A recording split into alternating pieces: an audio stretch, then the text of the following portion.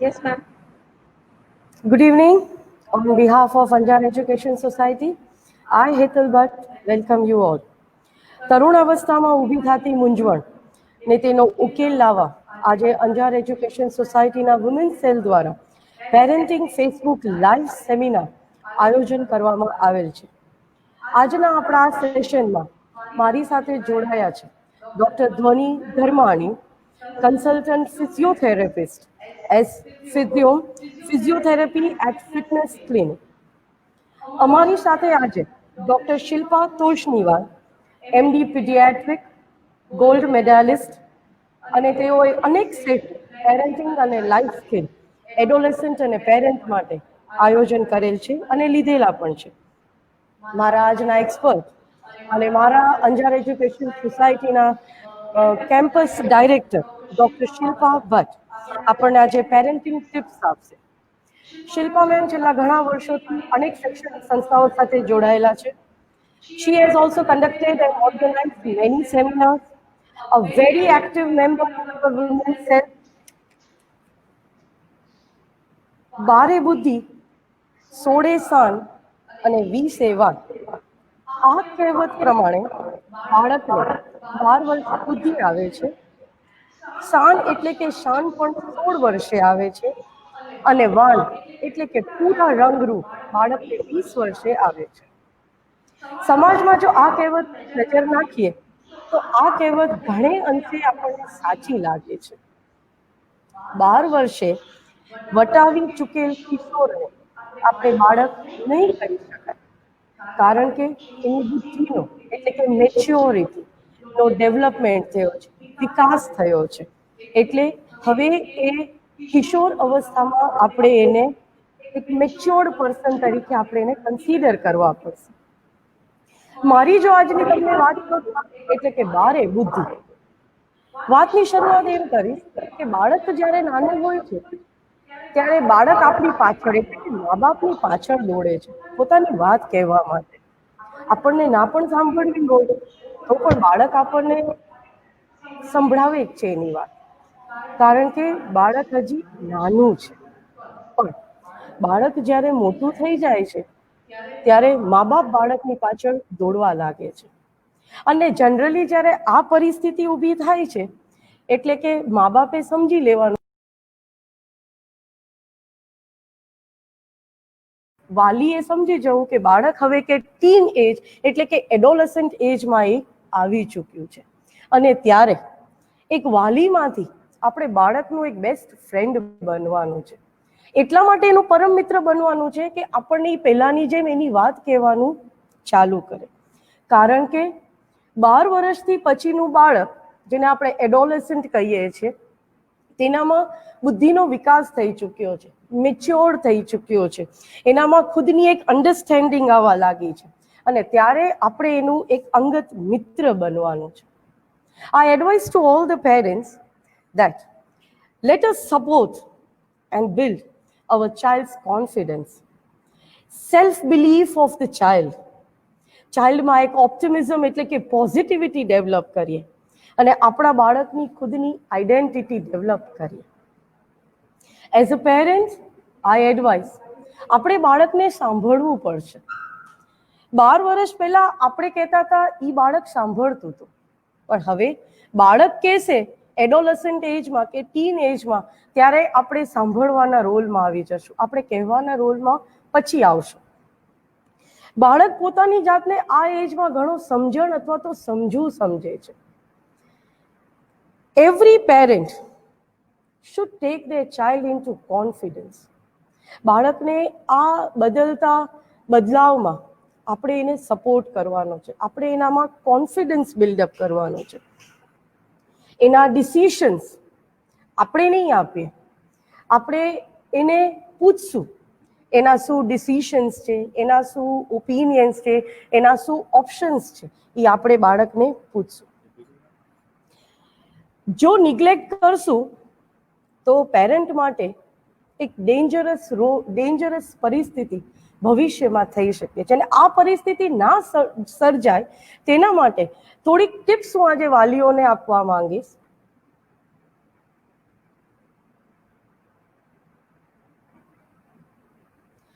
મારી પહેલી ટિપ છે બિલ્ડિંગ પોઝિટિવ ફેમિલી રિલેશનશિપ.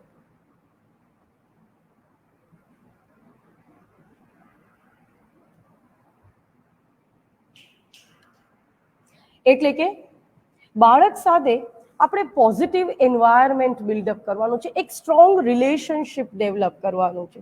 કારણ કે આ ટીન એજમાં એની સાથે આપણે એક મજબૂત રિલેશનશિપ ડેવલપ કરી એને આપણે એકદમ કોન્ફિડન્ટમાં લેશું, એની સાથે એને ફીલ કરાવશું કે એનામાં જે કોઈ ચેન્જીસ આવી રહ્યા છે તે નોર્મલ છે. મારી બીજી ટીપ છે ફેમિલી મીલ્સ. એવી સલાહ આપીશ દરેક વાલીને કે દિવસમાં એકવાર બધા સાથે બેસીને જમે, જ્યાં આપણે બાળક સાથે આખા દિવસની ચર્ચા કરી શકીએ છીએ અને બાળક પણ આપણને પોતાની રૂટીન વિશે આપણી સાથે ચર્ચા કરી શકે છે. whatever things are going on or whatever things are going to come up, let child share with us, and this is only possible when we have one meal in a day together, where there is no disturbance of television or there is no disturbance of food. મારી next tip છે family outings. Let us plan such a type of a outing or a holidays or a weekend with a child, where child also feels relaxed and where we can share each other's activities, each other's interests or hobbies together. આવા family આઉટિંગ્સથી બાળક પોતાની જાતને open feel કરશે અને આપણને આપણી સાથે એ time spend કરે, આપણી સાથે એ વાતો કરે. આવું પોસિબલ ફક્ત રિલેક્સિંગ હોલિડેઝ અથવા તો વીકેન્ડમાં છે. મારી નેક્સ્ટ ટિપ છે one-on-one time, that is stay connected with your child, enjoy each other's company. બાળક પણ વાલીની કંપનીને એન્જોય કરે ને, so as even parents should share child's company. Let us share each other's thoughts and feelings together.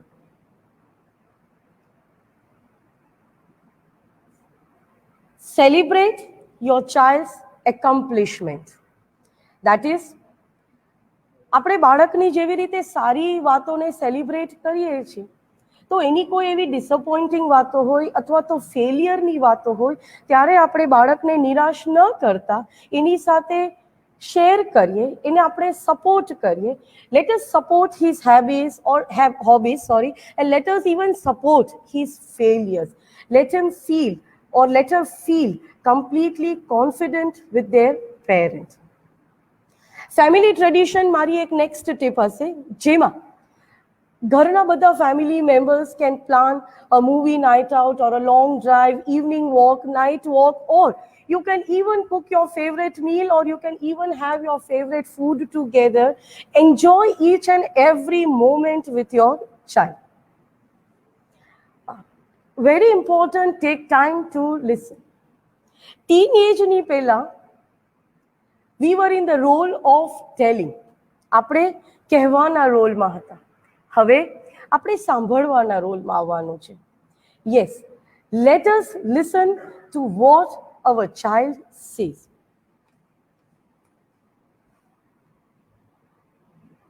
And this becomes very easy for a child to open up in front of us if we listen to the child. Treat them like they are capable of taking responsibilities. આપણે એવું માનીએ છીએ કે 12 વર્ષ પછીનું બાળક હજી આપણે as a parent we consider them as a child. No, now they have grown up, they have attained maturity, so pass on some responsibilities to your child. તમે એને એવું નાનકડું શોપિંગ માટે મોકલી શકો છો. You can even treat him like an adult, જ્યાં તમે એના ઓપિનિયન્સ પૂછી શકો છો, એને ઓપ્શન્સ પણ આપી શકો છો, and also encourage your child to find a solution whenever he or she faces any issue.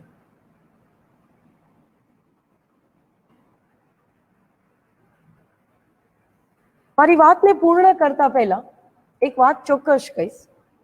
બાળકના જે 4A છે જેને આપણે એવોઇડ કરવાના છે, એટલે કે બાળક આપણી સાથે આર્ગ્યુમેન્ટ કરે છે.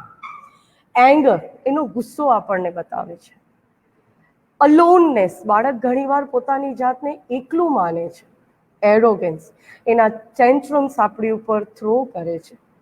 To avoid all these four, that is argument, anger, aloneness and arrogance, as a parent, let us adopt 4A, that is accept. As a parent, accept your child's argument, accept your child's advice, accept your child's opinions and suggestions. Next A, appreciate your child's work. Whatever your work your child has done, no matter, even if we have to go on their loss, but appreciate your child's work and effort. Next A, adventure. Let your child create an adventurous life. And last but not the least, ask. Ask your child. આપણે આપણા opinion બાળક ઉપર થોપી દઈએ એના કરતાં આપણે બાળકને જ પૂછીએ. So with this I end my session. મારા સેશનને એન્ડ કર્યા પછી નેક્સ્ટ સેશન માટે હું આજના આપણા ડૉક્ટર શિલ્પા તોષનીવાલને હેન્ડ ઓવર આ સેશન કરીશ.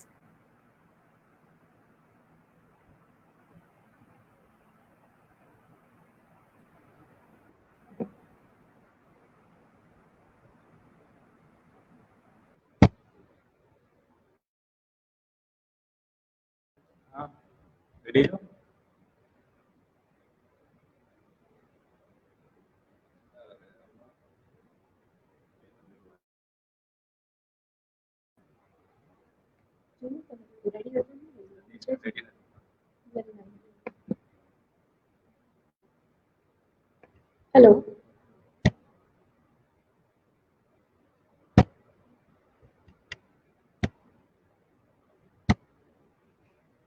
Hello. Namaste. Namaste is nowadays a new style of greetings. And on behalf of Anjar Education Society, હું જેટલા પેરેન્ટ્સ જોડાયા છે અમારી સાથે એમને ખૂબ ખૂબ ધન્યવાદ છે. બારેપુતી, સોરેશાન અને વિસેવા. So now I would like to request our guest speaker of today, Dr. Dhwani Dharmani.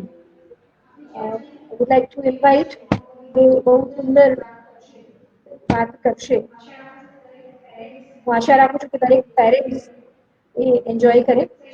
આપણું સેશન જ આજે પેરેન્ટ્સ માટે આપણે ગોઠવ્યું છે એટલે હું પેરેન્ટ્સને રિક્વેસ્ટ કરીશ કે ધ્વનિ મેમ સાથે આપણે પૂરેપૂરું એ માણીએ. ધ્વનિ મેમ. Good evening, everyone. હું ડૉક્ટર ધ્વનિ ધર્માની ઠક્કર, ફિઝિયોની કન્સલ્ટન્ટ ફિઝિયોથેરાપિસ્ટ. હું અહીંયા તમારા બધા જ સાથે આજે કહેવત છે કે બારે બુદ્ધિ સોળે શાન અને વીસે વાન. તો જે વીસે વાન છે એના ઉપર હું તમને થોડુંક એનલાઇટન કરવા માંગીશ. બને એટલું સિમ્પલ બટ અન્ડરસ્ટેન્ડેબલ લેંગ્વેજમાં આપણે વાત કરીશું. અને જે કોઈને બી કોઈ ડાઉટ્સ હોય તો તમે ફેસબુક લાઈવ ઉપર ચેટ બોક્સમાં કમેન્ટ કરશો તો હું તમારા ક્વેશ્ચન્સ બી આન્સર કરવાની પૂરી કોશિશ કરીશ. વીસે વાન એટલે કે જ્યારે એક બાળક તરુણ અવસ્થા ટીનેજથી યુથ તરફ જાય છે ત્યારે એ એના 18 to 20 યર્સના એજમાં હોય છે. 18 to 20 યર્સમાં જે હોર્મોનલ ચેન્જીસ થાય છે તેના લીધે ફિઝિકલ ચેન્જીસ એ સૌથી વધારે આપણને બારે દેખાતા પડતા હોય છે. 18 to 20 યર્સની એજને યુઝ્યુઅલી આપણે લેટર અડોલેસન્ટ સ્ટેજ કહીએ છીએ કે પછી એજ ઓફ મેચ્યોરિટી કહી શકીએ or else last step of adulthood. આ સ્ટેજમાં સૌથી વધારે અગત્યની વસ્તુ કોઈ બી એક પર્સન યુવક છે તેના માટેની હોય છે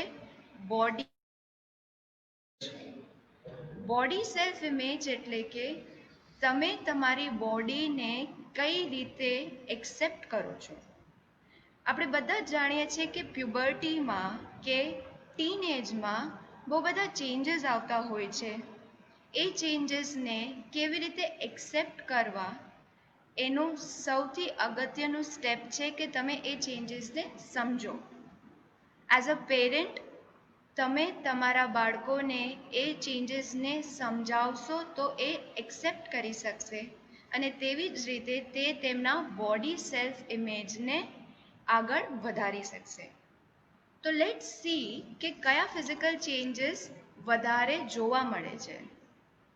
હું being a physiotherapist and a fitness instructor, બહુ બધા એવા ટીનેજર્સ આવે છે મારી પાસે કે જેની પાસે અમુક એવા ક્વેશ્ચન્સ હોય છે કે જે આજકાલ સામાન્ય રીતે બધા જ બાળકો અનુભવ કરી શકે છે. એમાંના કોમન ક્વેશ્ચન્સ એવા આવે છે કે ફિમેલ્સમાં કે જે 18 to 20 યર્સની ગર્લ્સ છે, યુથ છે, તેમાં મેન્સ્ટ્રુઅલ ક્રેમ્પ્સ એ વધારે અફેક્ટ કરે છે. કે આની પહેલાં મેન્સ્ટ્રુએશન વખતે, પીરિયડ્સ વખતે પેઇન નથી થતું, but now menstrual cramps suddenly આવવા માંડે છે. મેન્સ્ટ્રુઅલ ક્રેમ્પ્સ એટલે પેટમાં દુખાવો થવો, કમરમાં દુખાવો થવો, રાઈટ? એ બધા જે ઇશ્યુઝ છે એ 18 યર્સ, 20 યર્સ, અર્લી 20સમાં વધારે થાય છે. એનું રીઝન છે કે બોડીમાં પ્રોસ્ટાગ્લેન્ડિન નામનું જે હોર્મોન છે તે સિક્રીટ વધારે થતું હોય છે. તેના સિક્રીશનથી જે યુટ્રાઇન વોલ છે, જે યુટ્રસની વોલ છે, એ શેડ વધારે થાય. તેના લીધે મેન્સ્ટ્રુઅલ ક્રેમ્પ થવા એ સામાન્ય છે. મેન્સ્ટ્રુઅલ ક્રેમ્પ્સ થાય છે એ સમજીને આપણે તેના ઉપાય કરવા માટે સૌથી વધારે અગત્યની વસ્તુ છે કે તમે તમારી બોડીને થોડીક એક્ટિવ રાખો. બોડી એક્ટિવ હશે તો બોડીના અંદર જે રિલેક્સન હોર્મોન છે એ રિલીઝ થશે. રિલેક્સન હોર્મોન તમને પેઇન ફ્રી કરે, એન્ડોર્ફિન હોર્મોન તમને પેઇન ફ્રી કરે. નેક્સ્ટ ઇઝ કે તમે પોટેશિયમ જે છે એ એવા ફૂડ્સ ખાઓ જેમાં પોટેશિયમ વધારે હોય. ફોર એક્ઝામ્પલ બનાના છે, right? If you have banana when you are menstruating, you will be experiencing less menstrual pain. Next common question is કે ટીનેજમાં એક્ને નથી થતા, પણ યુઝ્યુઅલી અર્લી 20સમાં આવતા એક્ને થઈ જાય છે, તો તેને અડલ્ટ એક્ને કહેવામાં આવે છે. Adult acne is something that is again related to your hormonal imbalance. Adult acne ne combat કરવા માટે what we feel is more useful is detoxing your body. Teenagers, 18 years, 20 years, when you are into your senior college, mostly કાં તો હોસ્ટેલમાં shift થતા હોય છે, કાં તો એવી ફૂડ હેબિટ્સ થઈ જતી હોય છે જે usually high in oil, carbs, high in sugar હોતી હોય છે, જેના લીધે સીબમ સિક્રીશન સ્કિનમાં વધારે થાય છે અને એનાથી એક્ને વધારે ડેવલપ થાય છે, રાઈટ? તો એક્નેને કંટ્રોલ કરવા માટે one thing which you have to do is accept normal healthy eating habits. Eat food which are high in water content, high in fibers, less oily, which contains less sugar, which contains less carbohydrates. Starchy foods એ બધા avoid કરવા જોઈએ અને તે food વધારે ખાવા જોઈએ જેમાં water content હોય. For example, you can have cucumber water. કાકડીને તમે 1 લીટર પાણીમાં ઓવરનાઇટ કટ કરીને રાખો અને નેક્સ્ટ ડે એ detox water throughout the day થોડુંક થોડુંક સિપ કરો. Another thing which is more common is કે આપણે ઓલમોસ્ટ સ્કૂલમાં હોઈએ ત્યાર સુધી ચબી હોઈએ, ફેસ એકદમ ચબી હોય અને સડનલી ફેસ સ્લિમ થઈ જાય છે, પતલું થઈ જાય છે. તે કેમ?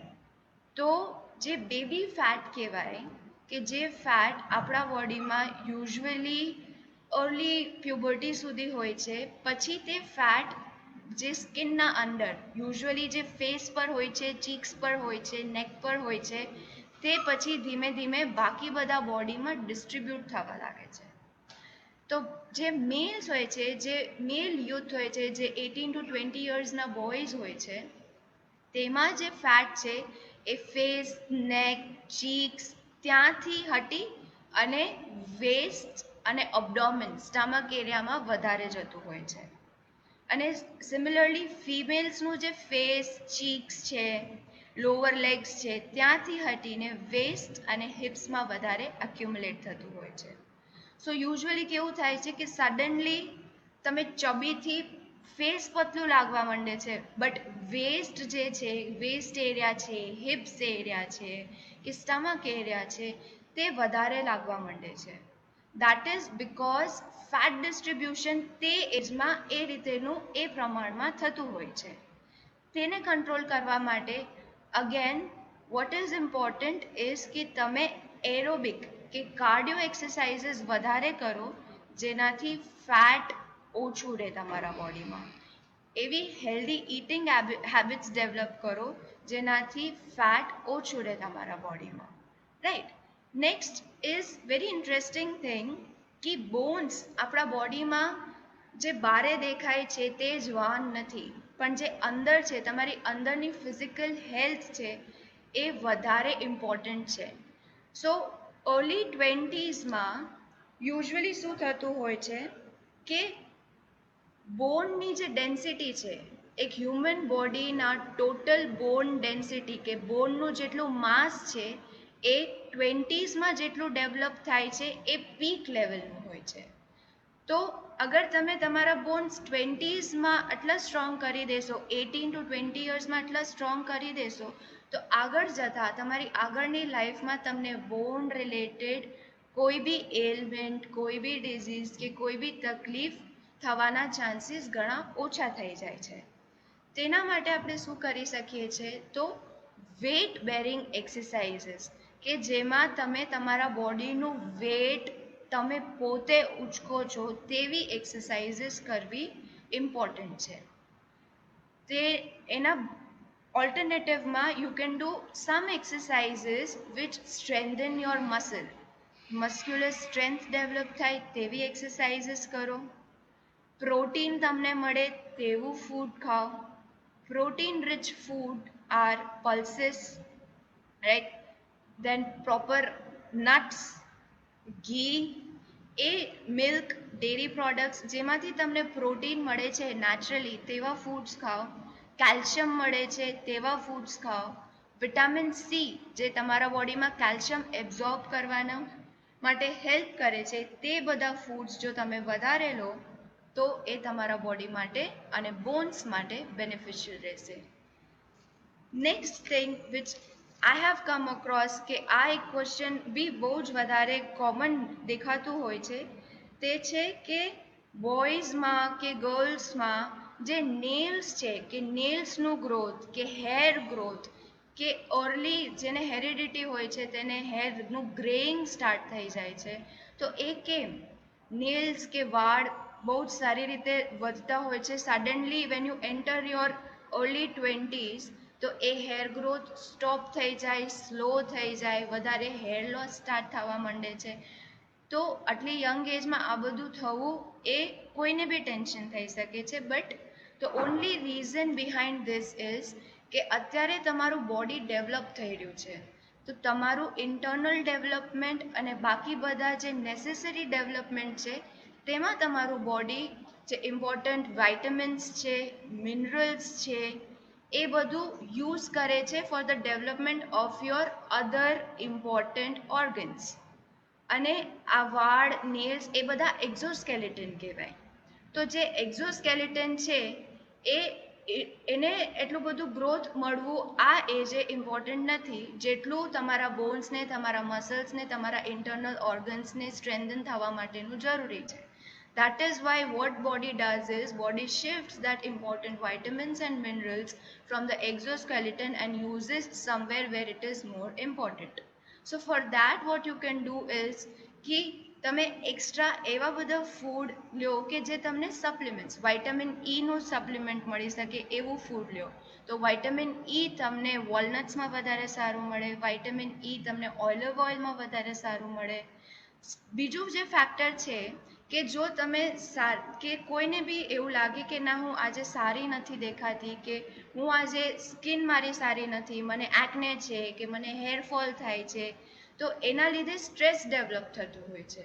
જો સ્ટ્રેસ ડેવલપ થશે તો સ્ટ્રેસ તમારા બોડીના અંદર તમારા બોડીના નોર્મલ ફંક્શનિંગને સ્લો ડાઉન કરી દેશે.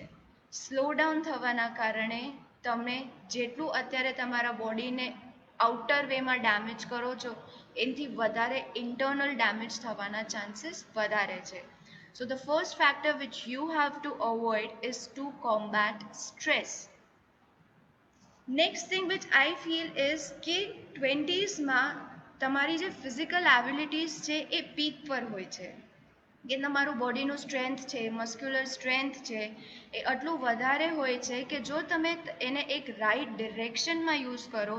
ફોર એક્ઝામ્પલ, તમારું બાળક છે એ સ્પોર્ટ્સમાં આગળ છે, તો as an athlete if you use that body ability into a right direction, then this could be a stepping stone towards a brighter future.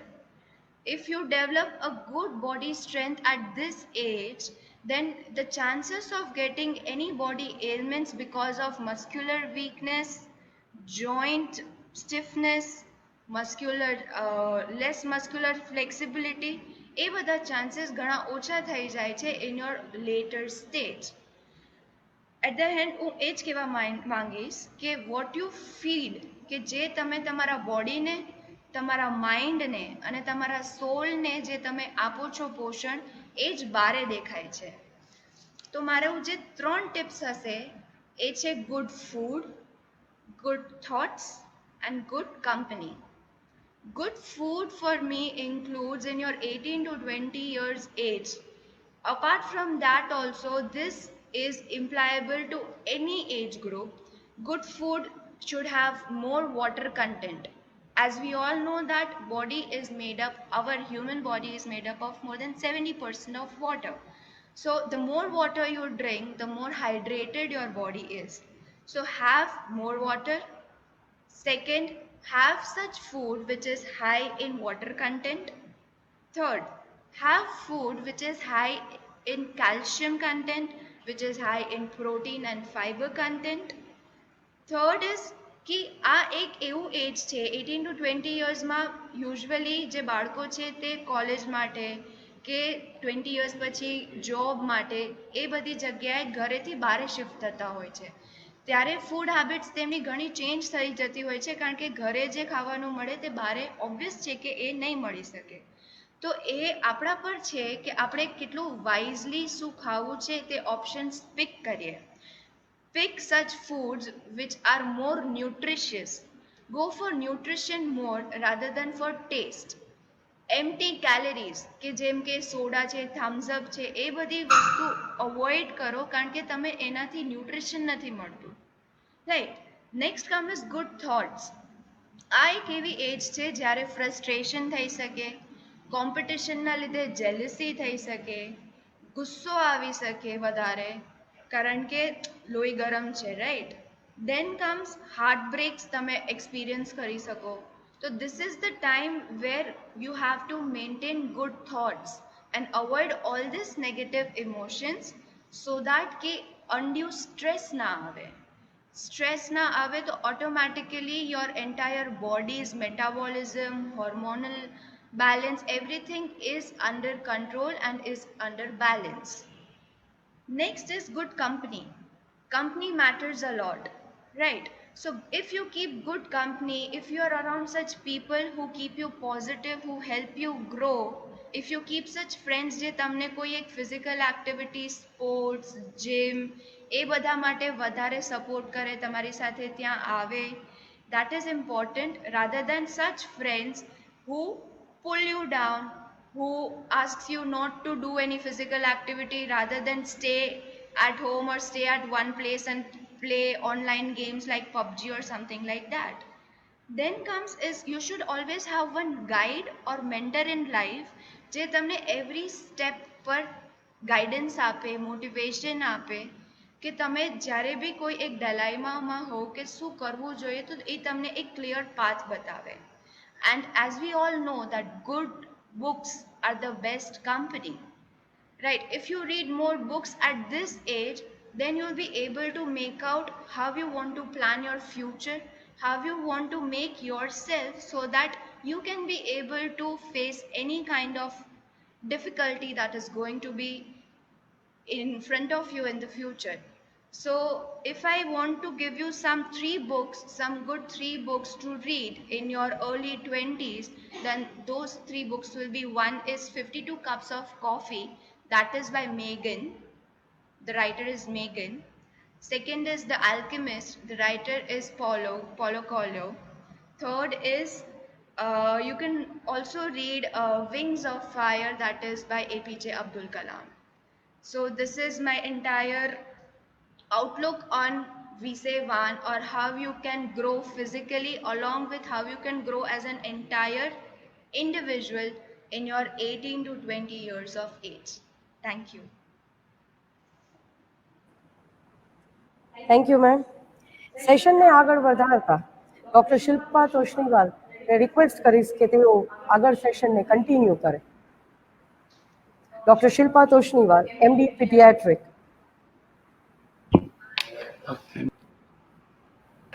अच्छा,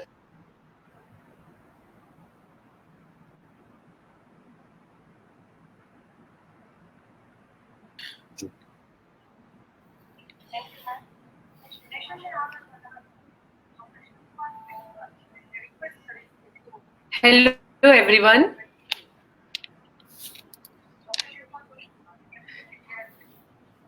Hello everyone. First of all, I would like to congratulate Anjar Education Society for organizing such a beautiful seminar.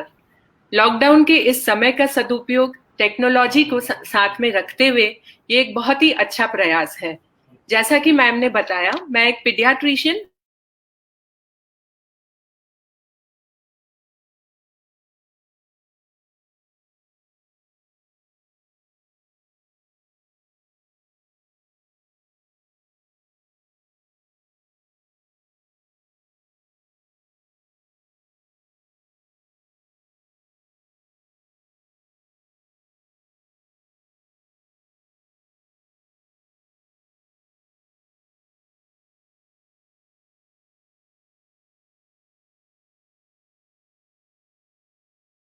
और adolescent specialist हूँ और last dependent है. कब बच्चे बड़े होंगे, कब वो अपना काम खुद करने लगेंगे और कब हम थोड़ा सा फ्री होंगे उन बच्चों से. जस्ट अ मिनट, मैं स्लाइड शो स्टार्ट कर दीजिए. मैम को स्टार्ट कर दो बस, मैम के कंप्यूटर में बस स्लाइड शो स्टार्ट हो गया ना? हो गया. ये फुल स्क्रीन में स्लाइड शो. फुल स्क्रीन का F5 F5 yeah ma'am, you keep on speaking. Okay. So I was talking about कि जब तक बच्चे छोटे होते हैं हमें वो चीज रहती है हमेशा कि पूरा दिन बच्चे हम पर डिपेंडेंट है. उनका खाना पीना, उनका सोना. हमें लगता है कि कब बच्चे बड़े होंगे, कब ये अपना काम खुद करने लगेंगे. पर आप सब एग्री करेंगे कि जैसे जैसे बच्चे बड़े होते हैं हमारे चैलेंजेस और बढ़ते हैं, कम नहीं होते. तो इन चैलेंजेस का हम कैसे सामना करें, हम कैसे अपने बच्चों को एक अच्छी परवरिश दें, ऐसी ही कुछ टिप्स लेकर मैं आई हूं. अगर हम बच्चों के दृष्टिकोण से देखें तो तरुणावस्था में उनकी लाइफ में भी बहुत सारे कंफ्यूजन्स होते हैं. कभी उन्हें बोला जाता है कि अभी तुम छोटे हो, ये काम नहीं कर सकते, और कभी हम कहते हैं इतने बड़े हो गए हो तो भी ये काम नहीं कर सकते. उसके अलावा भी उनके अंदर जो बॉडी में चेंजेस हो रहे हैं फिजिकली, इमोशनली, साइकोलॉजिकली, उस वजह से उनकी लाइफ में बहुत सारे कंफ्यूजन्स ऑलरेडी होते हैं. जैसा कि मैंने बताया, उनके कंफ्यूजन्स होते हैं आगे मैं क्या करूं लाइफ में, मैं कौन सा करियर चूज करूं, लोग मेरे बारे में क्या सोचते होंगे, मैं कैसा दिख रहा हूं, मैं कैसे दिख रही हूं, क्या मैं मेरे पेरेंट्स की एक्सपेक्टेशंस पूरी कर पाऊंगा. सो एंड पेरेंट्स के दृष्टिकोण से हम देखें तो जब बच्चे एडोलेसेंट हो रहे हैं, पेरेंट्स भी अपने 40s की एज में आ रहे हैं, उनके करियर की वो पीक पर है, उनके खुद के पेरेंट्स अब बूढ़े हो रहे हैं तो उन्हें उनकी भी टेक केयर करनी है. जैसे बच्चों के हार्मोन्स का लेवल बढ़ रहा है, पेरेंट्स के हार्मोन्स का लेवल कम हो रहा है. सो पेरेंट्स के भी अपने अलग बहुत सारे स्ट्रगल्स होते हैं इस फेज में. एंड फिर पेरेंट्स कंप्लेन करते हैं कि जब तक मेरे बच्ची छोटी थी मेरा सब कहना मानती थी, अब जैसे जैसे बड़ी हो रही है ये तो मेरा कहना ही नहीं मानती है। जैसा कि मैंने बताया, मैं भी 12 साल से प्रैक्टिस कर रही हूँ, तो जो बच्चे मेरे पास आ रहे थे वो अब adolescent age, excuse me, any problem? नहीं होता, हाँ, क्योंकि चेंज नहीं होता, चेंज नहीं हो रहा है। You can keep speaking with Okay. Just okay fine. तो जैसा मैंने बताया, मैं 12 साल से प्रैक्टिस कर रही हूँ, तो जो बच्चे मेरे पास आ रहे थे पहले से, तो वो बच्चे छोटे थे, अब वो बच्चे भी बड़े हो रहे हैं, वो भी एडोलेसेंट एज में आ रहे हैं, तो उनके पेरेंट्स का अब जैसे रैपो भी बन गया है मेरे साथ, तो वो मुझे अक्सर बोलते हैं कि जैसे जैसे ये बड़ी हो रही है पता नहीं इसको क्या हो रहा है, ये मेरी बात सुनती ही नहीं है, इरिटेट हो जाती है, गुस्सा हो जाती है, जब देखो तब अपने रूम में ही रहना पसंद करती है, बाहर निकलना ही नहीं चाहती, फैमिली फंक्शन में जाना नहीं है, और फ्रेंड्स के साथ जाना हो तो एकदम रेडी, कपड़ों में भी बहुत चूजी हो गई है, ये पहनूं वो ना पहनूं, इस तरह के कई कंफ्यूजन्स पेरेंट्स के दिमाग में रहते हैं एंड उन्हें लगता है कि पता नहीं मेरे बच्चे को क्या हो गया है। पर बिलीव मी, अगर ऐसा कुछ आपके साथ हो रहा है तो ये चीज बिल्कुल नॉर्मल है। ये एक नॉर्मल एडोलेसेंट डेवलपमेंट का एक फेज है, जिसे हम अच्छे से, अगर हम सही तरीके से उन्हें गाइड करें तो अवश्य उन्हें हम सही राह पर ला सकेंगे। फिर एक और बात मैं बोलना चाहूंगी कि जब बच्चे छोटे होते हैं, जब हमारा पहला बच्चा बॉर्न होने वाला होता है, तब हम कई बुक्स पढ़ते हैं, नेट पे पढ़ते हैं, बड़ों से सलाह लेते हैं, और जैसे जैसे बच्चे बड़े होते हैं हम बहुत चीजें फाइंड आउट भी करते हैं कि बच्चा कब स्माइल करेगा, कब बैठना सीखेगा, कब चलना सीखेगा। हम अपने पीडियाट्रिशियन के पास भी जाते हैं ये सब पूछने के लिए। पर आप में से कितने ऐसे लोग हैं कि बच्चे जब तरुणावस्था में आ रहे हैं तब आपने कोई बुक पढ़ी या तब आप किसी डॉक्टर को कंसल्ट करने गए कि अब हमें क्या ध्यान रखना चाहिए? जी हाँ, आप नहीं, जब मैं डॉक्टर्स का भी टॉक लेती हूँ इस विषय पर, तो कई ऐसे डॉक्टर्स होते हैं जो हाथ खड़ा नहीं करते, क्योंकि इस एज में आने वाले जो बदलाव हैं वो भी हमें समझना बहुत जरूरी है। अगर जब हम इन स्टेजेस को समझेंगे तो ही हम अपने बच्चों को सही तरह से गाइड कर सकेंगे। तो स्टेजेस जो होती है एडोलेसेंट की, 3 स्टेजेस होती है, early, mid and let. Early adolescent होते हैं 10 से 13 साल के बच्चे, मिड एडोलेसेंट होते हैं 14 से 16 साल के बच्चे, और लेट एडोलेसेंट्स होते हैं 17 से 19 साल के बच्चे। तो जो अर्ली एडोलेसेंट्स होते हैं, हमें लगता है अब तो बच्चे बड़े हो गए हैं, अब उन्हें खुद समझना चाहिए, पर ऐसा नहीं होता है। अभी भी उनकी थिंकिंग कॉन्क्रीट होती है, यानी वो बहुत दूरदर्शी नहीं सोच सकते हैं, उन्हें हमें शॉर्ट टर्म गोल देने चाहिए। फॉर एग्जाम्पल, अगर जैसे सपोज उनके एग्जाम्स हैं और हम बोले बेटा पढ़ लो, नहीं तो फाइनल एग्जाम में फेल हो जाओगे, इसी क्लास में अटक जाओगे, ये चीज उन्हें समझ नहीं आएगी। पर अगर हम उन्हें बोले कि बेटा पढ़ लो, यूनिट टेस्ट आ रहे हैं, आपके नेक्स्ट वीक क्लास टेस्ट आ रहे हैं, उसमें आपको अच्छे मार्क्स लेने हैं, नहीं हो रहा है, उसमें आपको अच्छे मार्क्स लेने हैं, आई एम सॉरी थोड़ा सा डिस्टर्बेंस हो रहा है, तो उनको ज्यादा समझ आएगा। या फॉर एग्जाम्पल, अगर आपका बच्चा 8th 9th में है या कोई भी कुछ स्मोकिंग कर रहा है, तो अगर हम उस बच्चे को बोलें कि बेटा स्मोक मत करो, आपको लंग कैंसर हो जाएगा, तो वो बात उन्हें समझ नहीं आएगी। पर अगर हम उन्हें बोलें कि बेटा स्मोक करोगे तो आपके लंग्स खराब होंगे, आप बास्केटबॉल नहीं खेल पाओगे, आप स्मोक करोगे तो आपके टीथ स्टेन हो जाएंगे, आपकी स्माइल अच्छी नहीं लगेगी, तो ये चीज उन्हें ज्यादा अच्छे से समझ आएगी। तो इसीलिए इम्पॉर्टेंट है कि हम एडोलेसेंट्स के डेवलपमेंट के बारे में समझें, तो ही हम उन्हें प्रॉपरली उस तरीके से गाइड कर सकें। हम सब जानते हैं कि जैसे बच्चे बड़े होते हैं उनकी बॉडी में फिजिकल चेंजेस होते हैं, जिसे हम प्यूबर्टी कहते हैं। बॉयज में अलग तरह के चेंजेस हो रहे हैं, गर्ल्स में अलग तरह के चेंजेस हो रहे हैं, इस विषय में हम लोग जानते हैं। पर जो चीज मैं आपको बताना चाहती हूँ वो ये है कि उनका जो ब्रेन है, जो मस्तिष्क है, उसमें भी कई तरह के बदलाव आ रहे हैं। ये बदलाव क्या है? जैसा कि आप यहाँ देख सकते हैं, ये एक ब्रेन का डायग्राम है। ये ब्रेन के आगे का भाग है, ये ब्रेन के पीछे का भाग है। तो इस उम्र में बच्चों के ब्रेन में पूरा सा रीमॉडलिंग होता है। जैसे हम अपने घरों में रहते हैं, 8-10 साल बाद घर को भी रिनोवेशन की जरूरत होती है, उसी तरह ब्रेन में भी पूरा रीमॉडलिंग, रिनोवेशन का प्रोग्राम होता है। और ये प्रोग्राम होता है पीछे से आगे की तरफ। तो पीछे का भाग जल्दी डेवलप होता है, आगे का भाग लेट डेवलप होता है। और ये जो आगे का भाग है, ये रिस्पॉन्सिबल होता है जजमेंट, क्या अच्छा है क्या बुरा है, डिसीजन मेकिंग, मुझे लाइफ में आगे क्या डिसीजंस लेने हैं, एंड प्लानिंग। तो उनका ये भाग अभी डेवलप नहीं है। और हम पेरेंट्स कंप्लेन करते हैं, इतना बड़ा हो गया है, 9th में आ गया है, तो भी अपना दिन ढंग से प्लान नहीं करता है, इतना टाइम वेस्ट करता है, आगे क्या करेगा लाइफ में इसको पता ही नहीं चल रहा है। तो अब आप समझेंगे कि क्योंकि उनका कॉर्टेक्स अभी डेवलप नहीं है, इसलिए वो इस तरह के डिसीजंस नहीं ले पाते हैं। और ये जो लाल भाग आप देख रहे हैं, इसे हम अमाइगडाला कहते हैं। ये है seat of emotions, seat of anger. हमारे एडोलेसेंट्स में ये जो भाग है, ये बहुत डोमिनेंट होता है। इसलिए कोई भी सिचुएशन हो, वो तुरंत इमोशनली रिएक्ट करते हैं।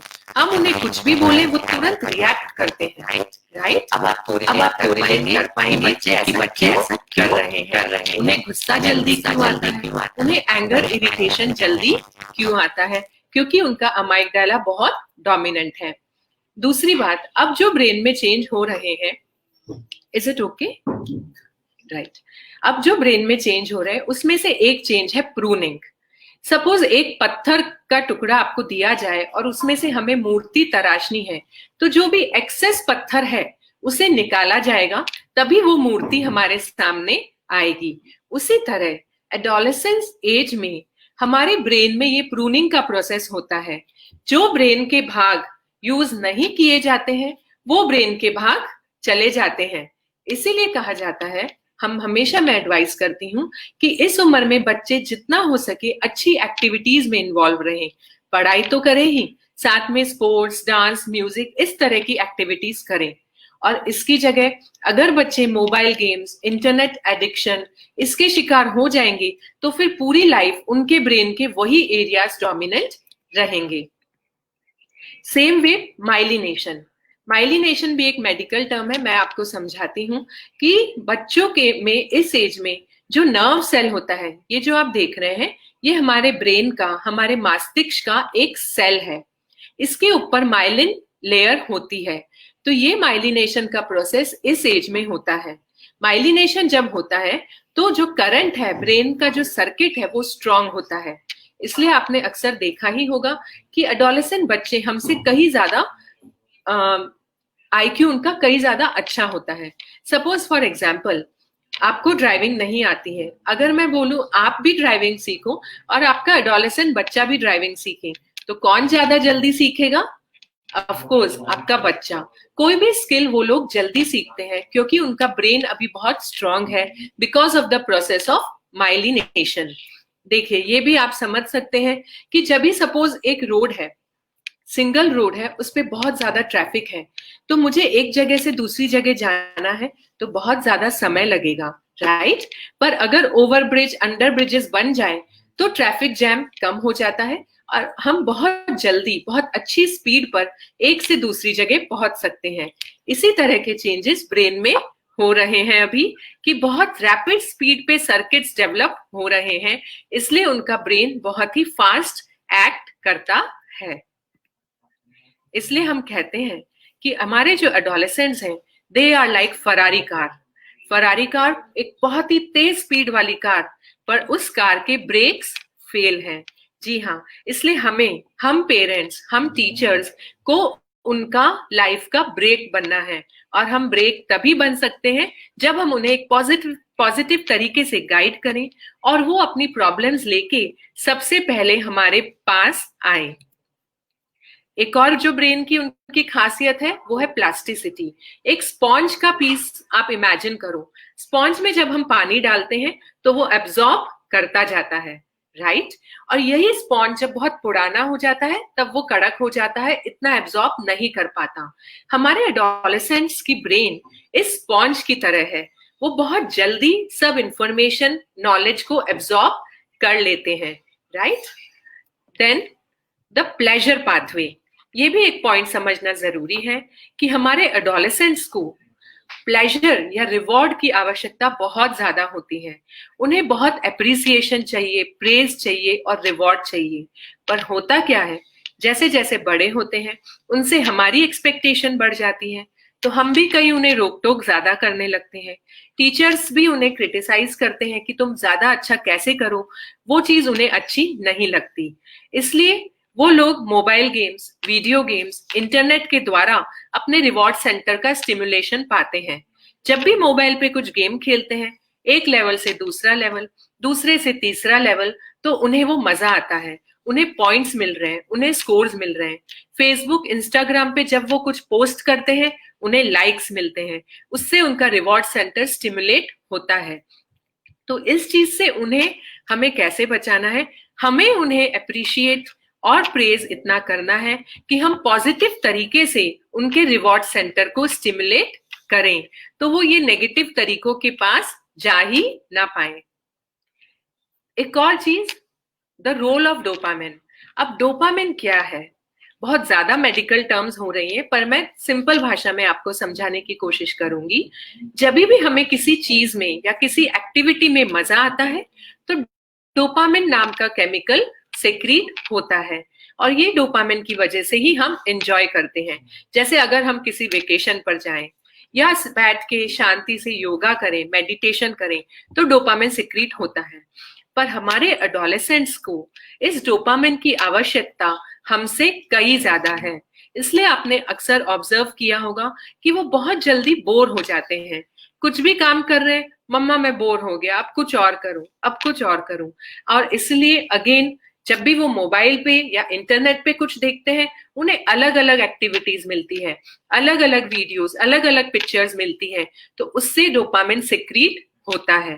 अब इसमें क्या जरूरी है कि बच्चों को हम ऐसी एक्टिविटीज में इन्वॉल्व करें कि हेल्दी तरीके से ये डोपामिन नाम का केमिकल उन्हें मिले। मैं आपको आगे बताऊंगी। तो ये जो हमने पॉइंट्स देखे कि उनका ब्रेन का कॉर्टेक्स, थिंकिंग ब्रेन उनका डेवलप नहीं है, इमोशनल ब्रेन उनका बहुत ज्यादा डेवलप्ड है। इसी किसी भी सिचुएशन में वो सोच समझकर जवाब देने की बजाय इमोशनली रिएक्ट करते हैं। दूसरी बात, उनके ब्रेन का प्लेजर सेंटर, रिवॉर्ड सेंटर को बहुत ज्यादा स्टिमुलेशन चाहिए। डोपामिन नाम का केमिकल उन्हें बहुत ज्यादा चाहिए, इसलिए कुछ भी हाई स्पीड एक्टिविटी हो, हाई स्पीड थ्रिल हो, तो उन्हें ज्यादा मजा आता है। मोबाइल पे कुछ गेम्स खेलना हो, उन्हें ज्यादा मजा आता है, और इंटरनेट और कंप्यूटर के वो एडिक्ट बन जाते हैं। स्लाइड दिख रही है? अब हम सोचते हैं कि क्यों बच्चों को इंटरनेट इतना पसंद है, क्योंकि ये सब पॉइंट्स जो मैंने बताए, जब वो इंटरनेट पे जाते हैं तो वो किसी और अवतार में होते हैं, और उस अवतार को बहुत पॉजिटिव स्टिमुलेशन मिलता है। फेसबुक, इंस्टाग्राम पे बहुत सारे लाइक्स मिलते हैं, इसलिए रियल वर्ल्ड में वो फ्रस्ट्रेट होते हैं, उन्हें ये सब नहीं मिल रहा है, और वर्चुअल वर्ल्ड में आकर उन्हें ये सब स्टिमुलेशंस मिल रहे हैं, और धीरे धीरे धीरे हमारे बच्चे इस सब के एडिक्ट हो जाते हैं। एडिक्शन यानी व्यसन, इंटरनेट भी एक तरह का व्यसन का रूप ले रहा है हमारे बच्चों में। तो हमें कैसे उन्हें बचाना है कि उनके ब्रेन में डोपामिन नाम का केमिकल एक हेल्दी तरीके से जनरेट हो। आप में से जिनके बच्चे अभी छोटे हैं, तो मैं बहुत स्ट्रांगली इंसिस्ट करूंगी कि बचपन से ही बच्चों को दूसरी हॉबीज और दूसरी एक्टिविटीज में हम इन्वॉल्व रखें, चाहे वो डांस हो, आर्ट एंड क्राफ्ट हो, कुछ लिखना हो, रीडिंग हो, स्विमिंग हो, एडवेंचर एक्टिविटीज हो। ऐसी एक्टिविटीज में जब बच्चे रहेंगे, उनकी ये हॉबीज रहेगी, तो उनको हेल्दी तरीके से ये डोपामिन नाम का केमिकल मिलता रहेगा, राइट? एंड यस, हमारी मूवीज, कई बार जो चीजें हम बच्चों को नहीं समझा पाते हैं तो बहुत अच्छी बॉलीवुड मूवीज बच्चे और हम दोनों ही देखना पसंद करते हैं।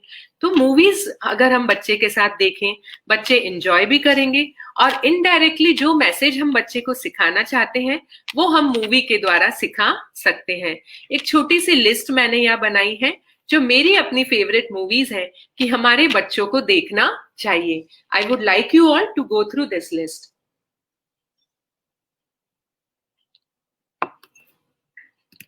Now the body image issues, जैसा ध्वनि ने भी बात की कि इस उम्र में बच्चों के लिए बहुत इंपॉर्टेंट इश्यू ये होता है कि मैं कैसा लग रहा हूं, मैं कैसी लग रही हूं। एक छोटा सा पिंपल भी अगर उनके फेस पर हो जाए तो it is like a cyclone, जैसे कि भूकंप आ गया हो उनके लिए। ये चीज भी हमें समझना जरूरी है। बच्चों का कंसर्न जो उनकी लुक्स के लिए होता है it is very much normal. इसलिए हमें क्या करना है, हमें उन्हें बहुत कॉम्प्लीमेंट्स देने हैं। सिंपल सिंपल छोटी छोटी चीजें, ये शर्ट बेटा तुम पे बहुत अच्छा लग रहा है, मुझे तुम्हारी स्माइल बहुत पसंद है, तुम बहुत स्मार्ट हो, तुम बहुत कॉन्फिडेंट हो। छोटे छोटे अगर हम उन्हें कॉम्प्लीमेंट्स देते रहें तो उनका जो खुद का नजरिया है, जो खुद के बारे में वो सोचते हैं, वो चीज स्टिमुलेट होती है। And yes, set reasonable boundaries. पहले से ही हम डिफाइन करें बच्चों के लिए क्या सही है क्या गलत है। बेटा हमारे घर में ये रूल्स हैं, ये आपको फॉलो करने पड़ेंगे, बाकी आपको जैसे मर्जी जैसे चाहो आप करो। And be a good role model yourself, specially mothers. अगर मदर्स खुद भी उस तरह से अपने आप को पोर्ट्रे करेगी, अगर मदर खुद ही बहुत फैशनेबल है, बहुत ज्यादा टाइम पार्लर्स में स्पेंड कर रही है या जो भी इस तरह की चीजें, तो डेफिनेटली आपके बच्चे भी वही चीज फॉलो करेंगे। And next point, effective communication. जी हाँ, कम्युनिकेशन मतलब हम जो बच्चों से बात करते हैं, जैसे अभी हम कम्युनिकेट कर रहे हैं, मैं बोल के कम्युनिकेट कर रही हूँ, आप लोग सुन के। तो communication is a two way process. दोनों इंसान अपने जो वाक्य बोल के सामने वाले को अपनी भावनाएं समझाता है, दैट इज कम्युनिकेशन। तो जब भी हम बच्चों से बात करते हैं, define what is acceptable to you and what isn't. पहले से ही हम उन्हें बताएं कि बेटा ये चीज हमें पसंद नहीं है, ये चीज पसंद है, तो इन बातों का आप ध्यान रखो। बच्चे कुछ भी बोलते हैं तो तुरंत हमें रिएक्ट नहीं करना है। कुछ भी अगर बच्चे बोले, कई बार बच्चे इस उम्र में जब नाराज हो जाते हैं तो ऐसा हमें बोलने लगते हैं, मम्मा मुझे बिल्कुल पसंद नहीं है, मम्मा आप तो हो ही ऐसे, आप मेरा बिल्कुल ध्यान नहीं रखते हो, आप एकदम गंदी मम्मा हो। इस तरह की बातें बच्चे अक्सर बोलते हैं। वो बातें हमें दिल पर नहीं लेनी है, क्योंकि वो अपने इमोशनल ब्रेन से वो सब बोल रहे हैं और वो सब बहुत ही टेम्पररी होता है। जब भी बच्चे गुस्सा हो तो उस मोमेंट पे हमें उनसे फॉर फ्यू टाइम हमें उनसे दूर हो जाना है कि बेटा अभी आप गुस्से में हो, हम थोड़ी देर बाद बात करेंगे। नहीं तो होता क्या है, जब बच्चे गुस्सा करते हैं हम सामने ज्यादा गुस्सा करते हैं और इस तरह से बात बिगड़ जाती है और धीरे धीरे हमारा रिलेशनशिप बच्चों से ड्रिफ्टिंग होना चालू हो जाता है। जब भी हम बच्चों से बात करें, कभी भी नेगेटिव वर्ड्स यूज मत करो। तुम तो हो ही ऐसे, तुम तो यूजलेस हो, तुम्हें इतना पता नहीं चलता है, इतने बड़े हो गए हो, you are good for nothing. अक्सर गुस्से में हम बच्चों को ऐसे डिमीनिंग वर्ड्स बोलते हैं जो चीज हमें नहीं करनी चाहिए। जैसा मैंने पहले बताया, अप्रिशिएट देम। जो भी छोटी छोटी बातें वो कर रहे हैं उन्हें अप्रिशिएट करिए। बेटा I am really very lucky कि आप मेरे बेटे हो, आप मुझे कितनी हेल्प करते हो। जब पापा घर पे आए तो भी पापा को तारीफ करके बताइए, पता है आज इसने मुझे किचन में हेल्प की, चाहे वो थोड़ी सी ही हेल्प क्यों ना की हो, पर बिलीव मी आप एक बार दो बार उन्हें अप्रिशिएट करेंगे तो सामने से उनका जो एफर्ट है आपके प्रति कुछ भी हेल्प करने का, वो बढ़ेगा, कम नहीं होगा। एक और इम्पॉर्टेंट बात, सैंडविच क्रिटिसिज्म। अब मैं बहुत ज्यादा अप्रिशिएट करो, प्रेज करो बोल रही हूँ, उसका ये मतलब नहीं है कि हमें बच्चों को करेक्ट या उनकी गलतियां नहीं बतानी है, पर एक बहुत ही अच्छी स्टाइल से। सपोज बच्चा मैथ्स में कम मार्क्स लाया है और हम चाहते हैं वो मैथ्स में ज्यादा मेहनत करे, तो अगर मैं बोलूं बेटा मैथ्स में तुम बहुत कम नंबर लाए हो, अब ज्यादा मेहनत करो, तो वो चीज बच्चा पॉजिटिवली नहीं लेगा और उसकी जगह अगर मैं ऐसे बोलूं, बेटा तुम क्रिकेट में तो बहुत ही एक्सपर्ट हो, you are such a good cricketer, but मेरी ये इच्छा है कि तुम अब मैथ्स में भी थोड़ा सा ज्यादा ध्यान दो, वैसे इंग्लिश में तुम इस बार अच्छे मार्क्स लाए हो, अच्छा इंप्रूवमेंट है। यानी दो पॉजिटिव बातों के बीच में हमने एक चीज जो उनसे करेक्ट करवानी थी वो बोली। जब हम इस तरह से ये चीज कन्वे करते हैं तो उसे बच्चे बहुत ही पॉजिटिवली लेते हैं। Then active listening. जब भी हम बच्चों से बात कर रहे हैं, जब भी बच्चे हमें कुछ बोल रहे हैं, अक्सर होता क्या है, हम बहुत ही व्यस्त होते हैं तो अपना काम कर रहे होते हैं, हमें लगता है ठीक है अब तो बच्चा बड़ा हो गया है, अपने आप से सब कुछ कर रहा है, पर नहीं, इस एज में बच्चों को हमारी उतनी ही जरूरत है जितने की जब वो छोटे थे तब उन्हें थी।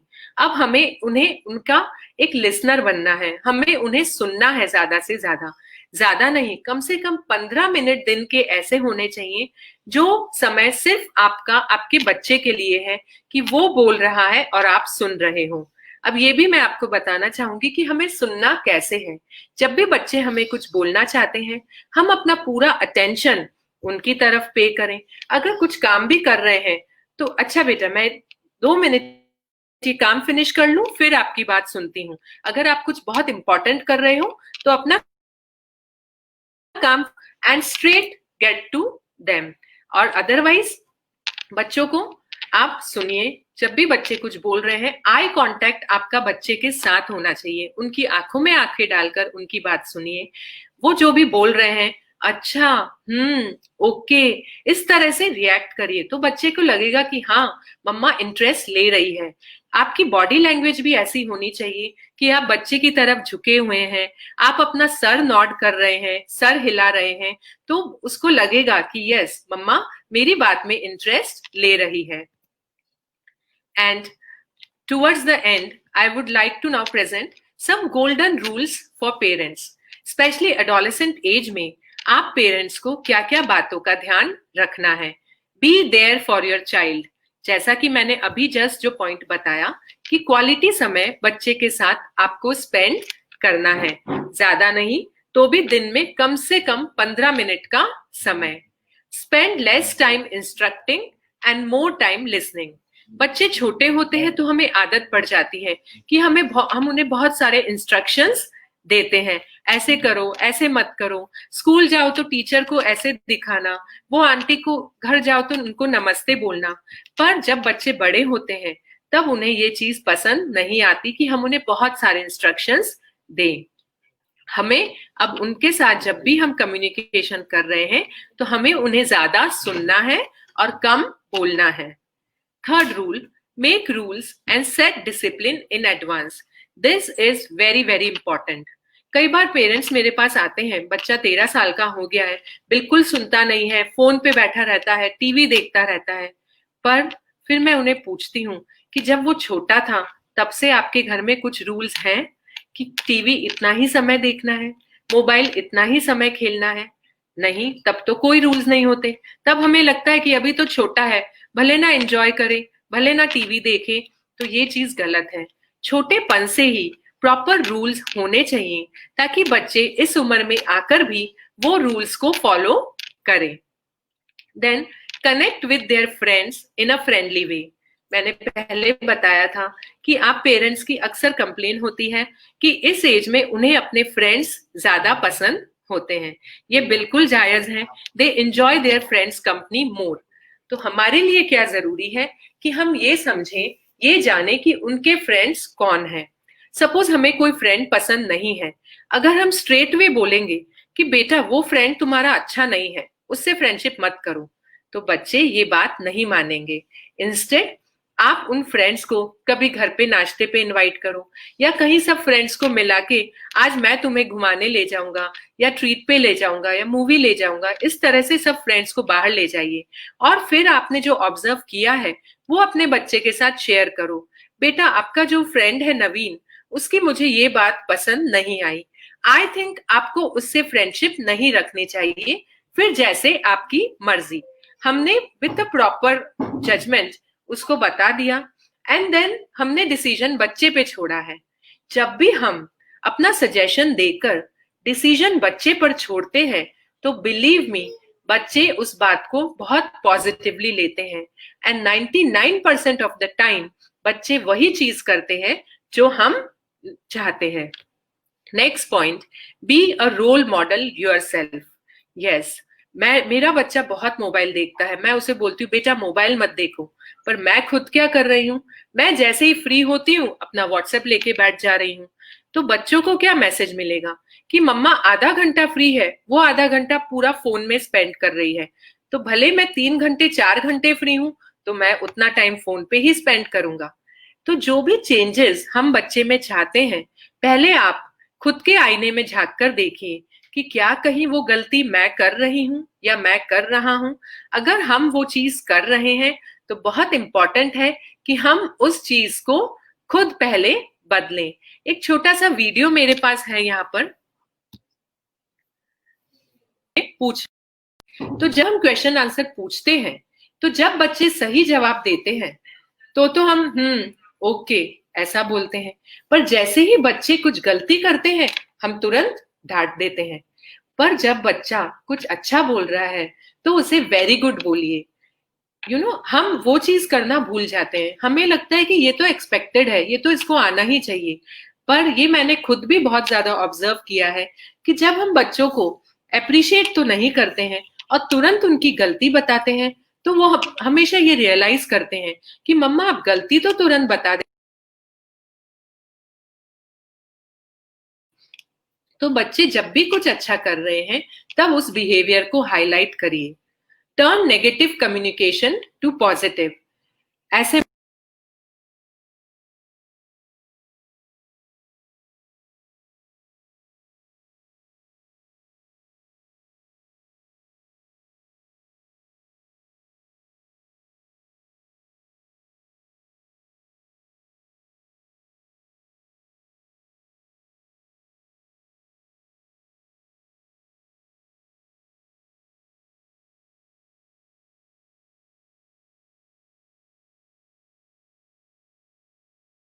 बच्चों को दे दी, कुछ डेकोरेशन करने की जिम्मेदारी बच्चे को दे दी.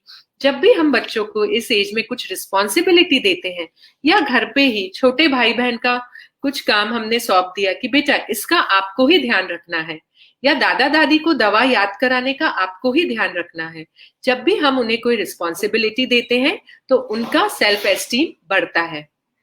Next point, talk with your teens teachers. Yes, teachers हमारे बच्चों के साथ ज्यादा समय स्पेंड कर रहे हैं और वो हमसे ज्यादा अनुभवी हैं, क्योंकि हमारे घर में तो 1 या 2 ही एडोलेसेंट बच्चे हैं, पर टीचर्स के पास पूरी क्लास है. इसलिए उनके पास ज्यादा एक्सपीरियंस होता है कि इन बच्चों को कैसे हैंडल किया जाए. तो अपने बच्चे के बारे में have a open discussion with your teacher. Have a good rapport and good bond with your teens teachers. Next point, very important, my personal favorite, hug your child, pat on the shoulder, give a head massage. जब तक बच्चे छोटे होते हैं, हम उन्हें गोद में बिठाते हैं, उन्हें हग करते हैं, किस करते हैं, पर जैसे जैसे बड़े होते हैं, ये चीज मिसिंग हो जाती है. Touch is very important to maintain that special bond with your child. So take opportunity, कम से कम दिन में 1 बार तो उसको हक करो, उसको पैट करो शोल्डर पे, या उसको सर पे एक मसाज दे दो. ऐसा कुछ करेंगे तो हम एक स्पेशल बॉन्ड बच्चों के साथ मेंटेन करके रख सकते हैं. Avoid arguments. मैंने पहले भी बताया, बच्चों के साथ अगर कुछ भी आर्ग्यूमेंट हो रहा है तो हमें पेशेंस रखना बहुत जरूरी है. क्यों? क्योंकि उनका कॉर्टेक्स, उनका थिंकिंग ब्रेन डेवलप नहीं है, पर आपका थिंकिंग ब्रेन, आपकी सोचने समझने की क्षमता अच्छे से डेवलप्ड है. इसलिए आप अपने गुस्से पे नियंत्रण कर सकते हैं. उस मोमेंट पे आप शांत रहिए, आप अपने गुस्से पर नियंत्रण रखिए. राइट? फिर थोड़ी देर बाद, मैं ऐसे नहीं बोल रही हूँ कि हमें उन्हें करेक्ट नहीं करना है, पर not at the heat of the moment. थोड़ी देर बाद, थोड़े समय बाद, एक बार बच्चे का गुस्सा शांत हो जाए, फिर आप उससे बात करिए, उसके साथ एक हेल्दी डिस्कशन करिए, उसकी राय लीजिए. किसी भी डिसीजन में अगेन इंपॉर्टेंट पॉइंट कि आप भी बच्चे की राय लीजिए. बेटा आपको क्या लगता है, क्या करना चाहिए इस सिचुएशन में? It empowers them. It gives them importance कि हाँ मम्मा पापा मुझे मेरी राय पूछ रहे हैं. Last point, handling their mistakes. जी वेरी इंपॉर्टेंट. यू नो इस उम्र के बच्चे जब गलती करते हैं यानी हमें एक मौका मिल रहा है उनसे एक बेटर कनेक्शन बनाने का. कैसे, मैं समझाती हूँ. जब भी बच्चा कुछ गलती करे तो उस मोमेंट पे आप बच्चे को सपोर्ट करिए. बेटा आपसे गलती हो गई है, you have to take care, but don't worry, I am there for you. मैं तुम्हारे साथ हूँ, मेरा प्यार तुम्हारे साथ है, मैं तुम्हें बिल्कुल गाइड करूंगा या गाइड करूंगी. ओके इसके ऊपर भी एक छोटा सा वीडियो है, मैं चाहूंगी आप सब ये वीडियो देखें. कि बच्चे ने एक गलती की, बच्चा कुछ गैम्बलिंग कर रहा था और वो गलती पापा ने पकड़ी. So instead of reacting and scolding him, but father ने उस सिचुएशन को बहुत अच्छे तरह से हैंडल किया, उस सिचुएशन की जिम्मेदारी खुद पे ली. तो बच्चे ने सामने से अपने पापा को प्रॉमिस किया कि पापा आगे से ऐसी गलती नहीं होगी. हम सब parents end of the day तो यही चाहते हैं कि हमारे बच्चे लाइफ में अच्छा करें, हमारे बच्चे हमसे एक अच्छा बॉन्ड मेंटेन करके रखें थ्रू आउट देयर लाइफ. हम तो हमारे बच्चों का हमेशा अच्छा ही चाहते हैं, पर ये हमारे ऊपर है कि हम किस तरह से उन्हें गाइड करें, उन्हें हैंडल करें कि एक पॉजिटिव रिलेशनशिप, एक बहुत ही सुंदर रिलेशनशिप हमारा उनसे हमेशा बना रहे.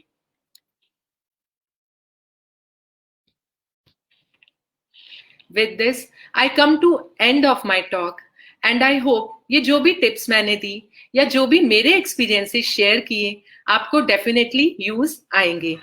Wish you all a very happy parenting and thank you very much. Thank you, ma'am. I hope definitely your tips will be helpful to all our parents. Giving more tips on parenting, I request our education coordinator and a campus director, Dr. Shilpa Bhatt, to continue with this session. Ma'am. Thank you, Dr. Shilpa ma'am, Dr. Dhwani ma'am. It's a wonderful session for all of us. बहुत अच्छा parents ने आज हमारा जो topic है typical Gujarati proverb है, बारे बुद्धि सोरे शान से बान. तो आवी जाए नहीं तो पूરું. आज ये बात है ये बहुत आई थिंक शिल्पा मैम ने बहुत अच्छे से बात की, बहुत अच्छी टिप्स दी. और जो सैंडविच की रेसिपी है मैम ने, ध्वनि मैम ने बहुत अब्दुल कलाम की जो पूरी रीडिंग के बारे में बात किया. और हीटर मैम ने जो फर्स्ट सेशन था बारे में उसको बहुत अच्छी एक्रोनिम्स बना के दी. एक्सेप्ट, एप्रिशिएट, ध्वनि मैम ने बहुत अच्छे से जो स्किन की जो प्रॉब्लम है, मैम ने बहुत अच्छा वर्ड बोला था कि भूकंप आ गया वैसी चीज रिएक्ट में आती है. और शिल्पा मैम ने भी बहुत अच्छे से, शायद मुझे लग रहा है कि इतने कम समय में इतनी सारी टिप्स देना इट्स वेरी डिफिकल्ट. तो आज का जो पॉइंट था, मैं बंजार एजुकेशन सोसाइटी से था क्योंकि ये मेरा लास्ट सेशन बाकी है. और आई थिंक ध्वनि मैम ने और शिल्पा मैम ने और गौतम मैम ने तो इतना सारा कुछ पेरेंट्स को दिया है कि अभी मेरे लिए क्वेश्चन है कि ये लास्ट सेशन कंटिन्यू में मैं कौन सी टिप्स दूं.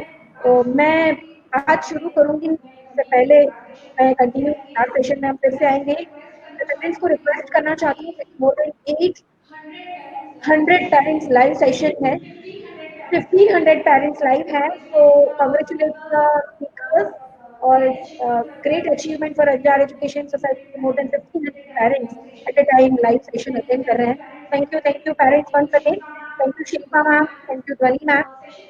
सेशन को स्टार्ट करने से पहले मैं ये टॉपिक उन्होंने मुझे सजेस्ट किया, उसके लिए मैं हमारे जो मंत्री हैं प्रफुल्ल भाई पंड्या और प्रेसिडेंट चंद्रकांत भाई को खूब धन्यवाद देना चाहती हूँ. ये टॉपिक उन्होंने ही सजेस्ट किया था कि ये टॉपिक के बारे में बच्चों से जरूर बात करनी चाहिए और इसलिए आज हमने पेरेंटिंग सेशन स्टार्ट किया है. तो मैं अपना सेशन स्टार्ट करने से पहले शिल्पा मैम और ध्वनि मैम को जुड़े हुए के लिए रिक्वेस्ट करूंगी और मैं सेशन कंटिन्यू कर रही हूँ. पेरेंट्स, ये भी मेरा लास्ट सेशन है. इसमें जो टॉपिक है वो ये रिलेटेड टू शिल्पा मैम के सेशन के साथ भी जुड़ा हुआ है ये ध्वनि मैम के सेशन के साथ भी जुड़ा हुआ है। लेकिन जो हम बोल रहे हैं कि ये प्रैक्टिकली, ये साइंटिफिकली प्रूव है कि नहीं, जो कहावत है कि गुजराती में के बारे बुद्धि सोड़े शान सेवान, तो ये एक्चुअली क्या सही है साइंटिफिकली? तो जितने भी अगर पेरेंट्स अभी जुड़ रहे हैं वो जानते होंगे कि 6 साल में आपकी जो फर्स्ट उसको बोलते हैं वो आती है, उसके बाद 12 साल के बाद सेकेंड है। तो उसी पॉइंट पे ये बात चल रही है कि मारे बुद्धि सोड़े शान અને વીસે વાન, આવે તો આવે નહીં તો કાંઈ નહીં। તો હવે આ જે વાત છે એના માટે વાત કરતા પહેલા મારે રિક્વેસ્ટ કરવાની છે બધા પેરેન્ટ્સને કે જો તમને કોઈ ક્વેશ્ચન પૂછવા હોય શિલ્પા મેમને, ધ્વનિ મેમને, તો પ્લીઝ તમે ચેટ બોક્સમાં તમારું એન્ટર કરી આપો, જેથી કરીને એ ક્વેશ્ચન અમે લાસ્ટ સેશનમાં તમારું કન્ટિન્યુ કરી શકીએ। તો જો તમને રિક્વેસ્ટ છે કે જો તમને કોઈ પ્રોબ્લેમ હોય, તમને કોઈ ક્વેશ્ચન્સ લાઈવ પૂછી શકવાના હોય તો તમે એમને ચોક્કસ અત્યારે પૂછી શકો છો। આપણે સેશન સ્ટાર્ટ કરીએ છીએ પહેલા ફરી રિક્વેસ્ટ છે પેરેન્ટ્સને કે તમે આ સેશનના કોઈ ક્વેશ્ચન્સ પૂછવાના હોય। હવે વાત સ્ટોરીથી શરૂ કરીશ। સ્ટોરી છે રોહન અને રાજુની। રોહન અને જોબ કરી રહ્યા છે, એક સાથે એક જ કંપનીમાં જઈ રહ્યા છે, પણ બંનેનો એપ્રોચ, બંનેનો વાલીનો એપ્રોચ બંને અલગ અલગ છે। એટલે એપ્રોચ અલગ અલગ છે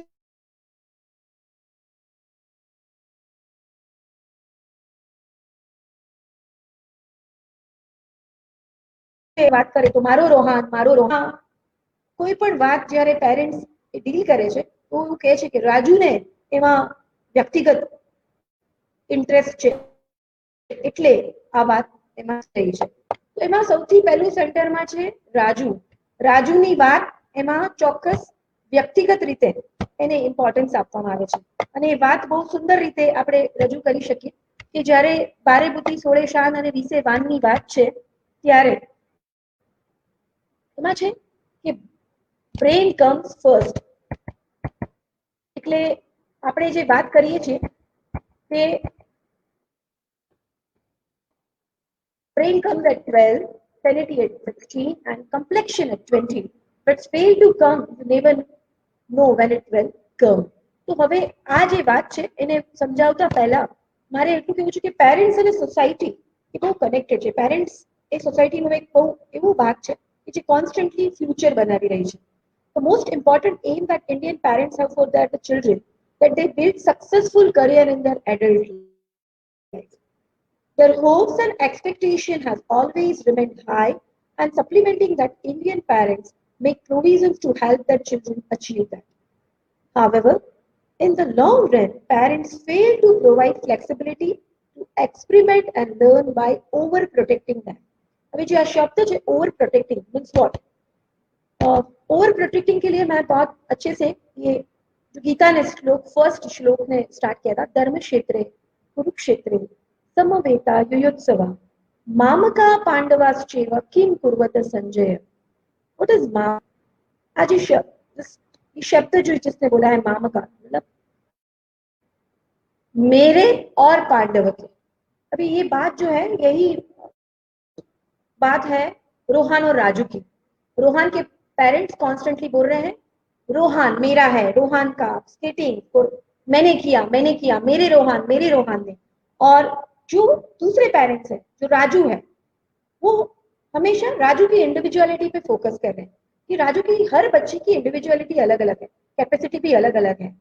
लेकिन हम जब over protecting, when parents extra love will destroy the future of child. तो ये जो है, जैसे गीता के श्लोक में ये बात शुरू की थी धृतराष्ट्र ने, तो धृतराष्ट्र ने भी हमेशा युधिष्ठिर को बहुत ही ओवर प्रोटेक्टिंग एनवायरमेंट दिया था, और इसीलिए सिचुएशन बहुत बहुत प्रॉब्लम में हुई थी। तो दुर्योधन को बहुत ओवर प्रोटेक्टिंग सिचुएशंस दी थी और इसीलिए पूरा महाभारत का युद्ध शुरू हुआ था। तो बात फिर से मैं शुरू करना चाहती हूँ। Some areas of concern are one और more comparison with siblings and friends. Normally parents अभी कॉन्स्टेंटली कंपैरिजन कर रहे हैं with the siblings either the friends. तो ये पेरेंट्स से रिक्वेस्ट है कि हर बच्चा अलग अलग है। जैसे हर फ्लावर, हर फूल की खुशबू अलग है, हर फ्रूट के टेस्ट अलग है, हर फूड डिश का एक अलग गार्निशिंग है, वैसे हर बच्चा कुछ अलग है, उसमें कैपेबिलिटीज भी बहुत अच्छे से दी गई है। गीता में बहुत अच्छे से बोला था कि हर बच्चे में, हर इंडिविजुअल में एक यूनिकनेस होनी चाहिए और वो यूनिकनेस गॉड गिफ्टेड है। जैसे आपकी आईज कॉम्प्लेक्शन, आपका हाइट, आपकी जेस्चर्स, आपकी एनवायरमेंट से जो आपकी एप्टीट्यूड डेवलप होती है वो सब पेरेंट्स से आती है। लेकिन जो इनर स्ट्रेंथ आती है, जो क्वालिटी है, जो अंदर है, वो तो सिर्फ गॉड गिफ्टेड है। तो गीता में भी वही बोला कि हर बच्चे में मैंने कुछ नया और कुछ ऐसा डाला है जो आपको पेरेंट्स को सपोर्ट सिस्टम में देना है। तो over protecting and helicopter parenting style के बारे में मैंने अभी बोला आपको कि कॉन्स्टेंटली आप बच्चों को मॉनिटर करना छोड़ दीजिए, क्योंकि हर बच्चा इंडिविजुअल है और उसकी कैपेसिटी भी अलग है। कंपैरिजन से और उसको मॉनिटर करने से बेस्ट पेरेंटिंग नहीं हो सकता है। Less saving and economics of parenting, मैंने पहले भी मेरे सेशन में इंट्रोस और आपको एड्रेस किया था कि अभी इंडियन पेरेंट्स में जो इकोनॉमिक्स ऑफ पेरेंटिंग का जो स्टाइल है, जो हम डे बाय डे अभी जो प्रॉब्लम फेस कर रहे हैं, जैसे अभी पेंडेमिक सिचुएशन है, उसमें हम सब ने इकोनॉमिकल प्रेशर्स में आके कुछ ना कुछ कहीं ना कहीं हम सब प्रेशर में हैं और सब बोल रहे हैं इकोनॉमिक्स में डाउन हो गया है, प्रेशर्स आ रहे हैं, मार्केट डाउन है। लेकिन बच्चों के लिए हमें कॉन्स्टेंट एक फ्यूचर बनाना है और उसमें कहीं भी हमारी मार्केट डाउन पेरेंट्स की नहीं होनी चाहिए। तो हमारी इकोनॉमिक जो पॉइंट ऑफ व्यू है वो बहुत स्ट्रॉन्ग बिल्ड होनी चाहिए। Parents expecting their dreams come true from their children, ये बहुत, जैसे शिल्पा मैम ने भी अपने सेशन में बहुत अच्छे से बोला है कि हमारे ड्रीम, हमारे सपने, और बहुत हमने अच्छे से बोला है कि जिस दिन हमने सपने देखना बंद कर दिया तो सपने पूरे कैसे होंगे। तो सपने देखने के लिए, हमारे सपने पूरे करने के लिए नहीं, लेकिन बच्चों के सपने पूरे होने के लिए हमें ट्राई करनी है, हमें सपोर्ट सिस्टम में जाना है। तो ये एक एक्रोनिम्स है जो बहुत फेमस पॉइंट है कि how to handle the disappointment.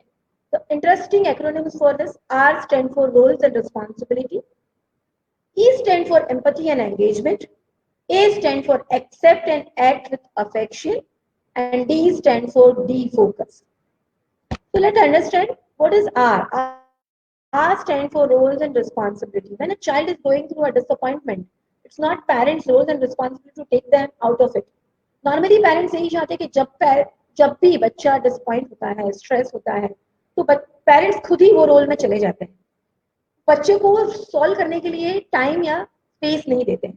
तो मेरी रिक्वेस्ट है, it's parents responsibility to support them rather than to facilitate and rather than to sorted out the problem. तो डिसअपॉइंटमेंट जब भी हो बच्चों का, तो प्लीज उसको सपोर्ट सिस्टम में रहिए रादर देन, यही आपकी एक्चुअल रोल्स एंड रिस्पॉन्सिबिलिटी है। नेक्स्ट है E stand for empathy and engagement. What is the difference between empathy and sympathy? ये बहुत, सिंपैथी एंड एम्पैथी बहुत राइमिंग वर्ड्स है, लेकिन पॉइंट है कि we love our children and we get into sympathy mode, but empathy is to understand the child and be with them, discuss with them and find more things to engage. हमें बच्चों को facilitate करना है, हमें उसको दया नहीं देनी है, क्योंकि ये अलग चीज है कि नहीं वो नहीं कर सकता है, उससे नहीं, लाइए मैं कर दूँ, उससे सब्जी नहीं काट रही, लाइए मैं कर दीजिए, उसके कंप्यूटर हैंडल नहीं होते, लाओ मैं कर दूँ। अगर स्कूल से भी कुछ होमवर्क आता है या क्लास वर्क आता है या ड्राइंग आती है, अगर वो अच्छा नहीं कर पाए, चलो हम कर देते हैं। आपका काम उसको सपोर्ट करना है, उसको सिंपैथी देना नहीं है, उसको एम्पैथी देना है।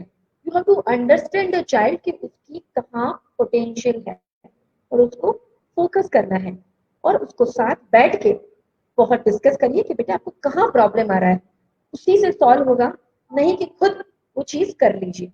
When the child is disappointed, they are really feeling it. They are not ready to listen to any advice. Just listen to them.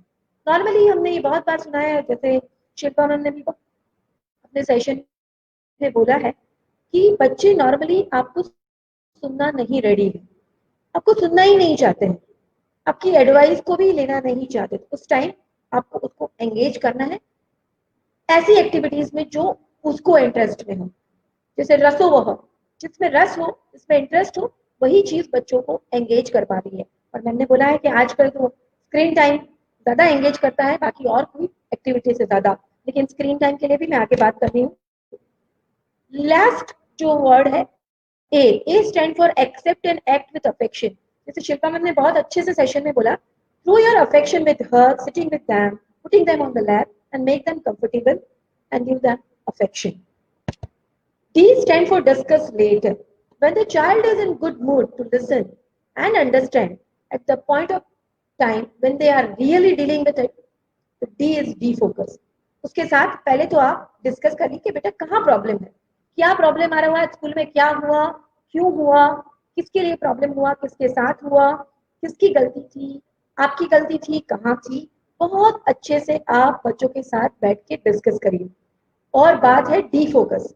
अगर ये चीज अगर आपको लग रहा है कि बच्चा अभी आपके साथ बात करना नहीं चाहता तो please do not discuss with them, लेकिन उसको डाइवर्ट कर दीजिए, डी फोकस कर दीजिए उस सेंटर से जाके। नाउ पॉइंट है let's lock down the screen time. Shilpa ma'am ने भी बहुत अच्छे से बात किया। मैं पूछना चाहती हूँ कि have you ever heard a couple of new song and realise that you are humming the same song again and again? ऐसा हुआ है कि नहीं हुआ है? पेरेंट्स सही में बताइए कि बहुत बार ऐसा हुआ होगा कि आपने कुछ सुना और आपने भी गुनगुनाया वो चीज, या तो आपने कुछ देखा। यस, तो yes, we are shaped by what we see, what we do and what we hear, and if that is true for us, that is always true for our children also. So it's a time to talk about screen time. So what is screen time and its effect? The screen time is nowadays a dilemma for parents because children today are a digital babies. Our kids are digital babies. We cannot take them off a technology. We cannot say that we will not give you a gadget because they will be a handicap in the world which is fully digital. Currently, हम digital system से जुड़े हुए हैं। आज भी हम streamline और Facebook live session से जुड़े हुए हैं, हम भी गैजेट से जुड़े हुए हैं। तो हम ये डिजिटल वर्ल्ड में जहां हम डिजिटल बेबीज ही हैं, लेकिन come with it a challenge that cannot be with that technology, with a screen time for more than some optimum time. So again, what is optimum time? How do you decide the optimum time? Which means that we need to understand it more. What is actually the optimum time? Screen addiction is called digital heroin. अभी digital heroine क्या है, ये question आप सबको लगेगा। कोई भी screen में अगर आप कोई भी मूवी में देखेंगे तो सबसे इसके साथ जुड़े वो डिजिटल हीरोइन है। यस, एक बार अगर हमारे पास व्हाट्सएप, फेसबुक, इंस्टा कुछ भी बच्चे से एडिक्शन में आ गया, यस, तो उसके लिए डिजिटल हीरोइन है, वो उससे ड्रैग नहीं हो पाएगा। Yes, which is exactly like tricking the child. The child feels that the only thing that can make them happy, that is digital heroin, that is social media, any kind of gadgets. फिर वो Kindle भी हो सकता है अगर बच्चा constantly reading habit में है और हमने उनको सॉफ्ट कॉपी रीडिंग में दिया है Kindle वर्जन, तो वो भी आपको दिया जाएगा। So screen gives a completely stimulating situation. We can't compete with it because it gives a visual, auditory and movement.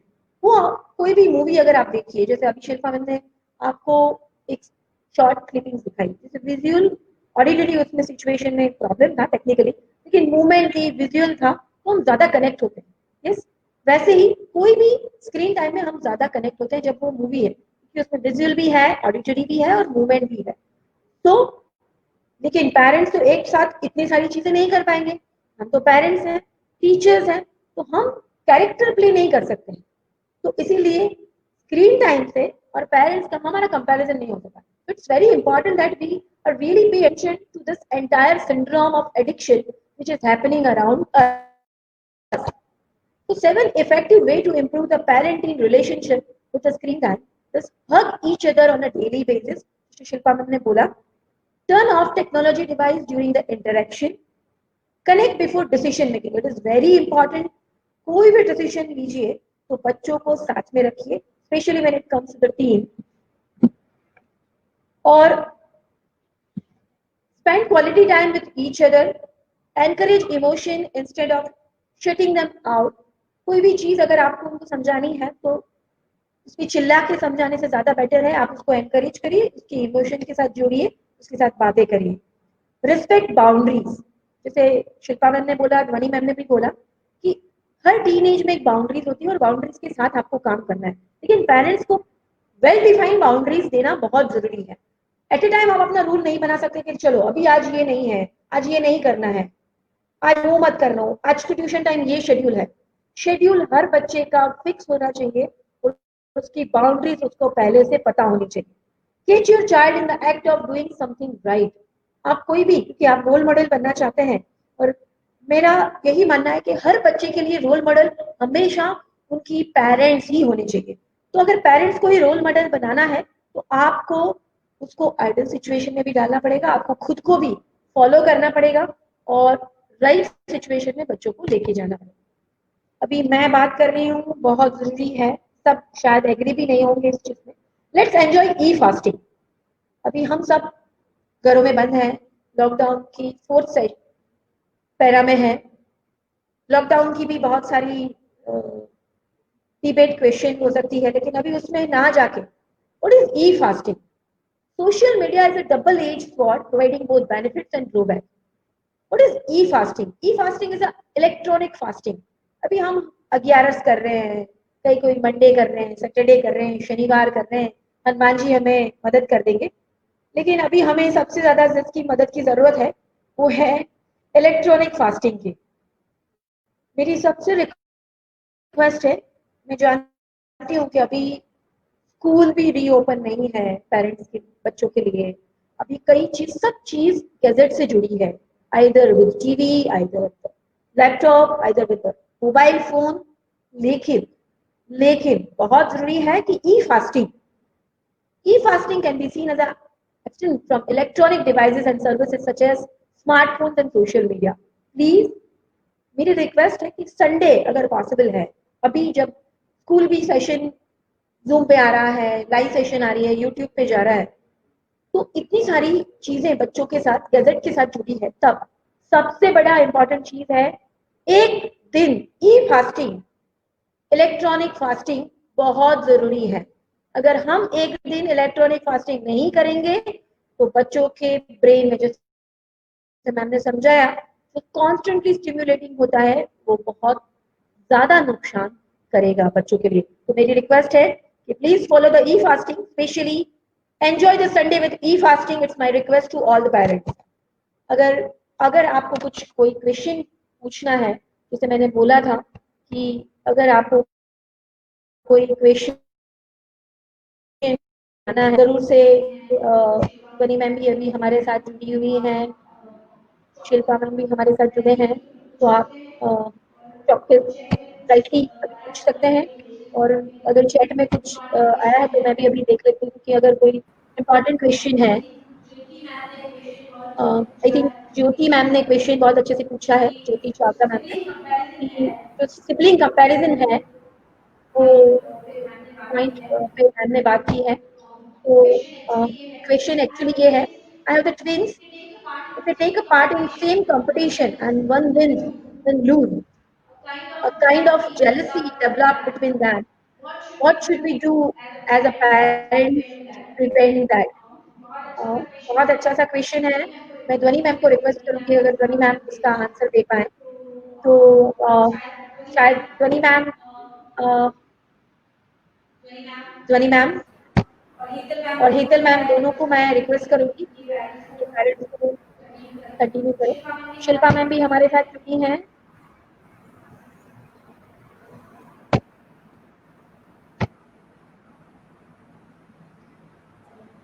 Yes, मैं अगर इसका आंसर देना चाहूंगी तो मैं ये बोलूंगी Jyoti ma'am, first of all thank you. मैं ये बोलूंगी कि ये सही है कि सिबलिंग की कंपैरिजन कॉन्स्टेंटली एक ही घर में आपके बच्चे दोनों साथ में एक ही कंपटीशन में पार्टिसिपेट करते हैं, जेलसी होगा। ये नहीं बोल रही कि ये नहीं होगा, लेकिन आप उनको समझाइए कि कंपटीशन में कौन से क्राइटेरिया को ज़्यादा वेटेज दिया गया है। क्यों कोई बच्चा आगे है और क्यों कोई सेकंड है? क्योंकि कोई भी कंपटीशन है, उसमें विन और लूज़ से ज़्यादा पार्टिसिपेशन ज़्यादा ज़रूरी है। तो जब भी being a mother, it's my request to you कि जब भी अगर आप कंपटीशन में पार्टिसिपेट करने के लिए उनको एनकरेज कर रहे हैं, तब उनको बहुत क्लियरली उनको आप बोलिए आपके लिए पार्टिसिपेशन ज़्यादा ज़रूरी है, आपके लिए विन या लूज़ इम्पोर्टेंट नहीं है। अगर वो चीज़ आप सही पे करके कर देंगे, तो आई थिंक शिल्पा मैम भी मेरे साथ मीटिंग है, तो शिल्पा मैम भी यही एग्री करेंगे। हेतल मैम, आप भी एग्री करेंगे हेतल मैम? क्योंकि यस, ऑफ कोई कोर्स भी मैम। अगर दोनों, यस, तो यही बात है। और यस, मंजुला मेहता मैम ने बोला है कि ई फास्टिंग सिचुएशन जो है वो वैल्यूएबल सजेशन है, लेकिन बच्चे अगर नहीं कर पा रहे हैं तो कैसे करेंगे?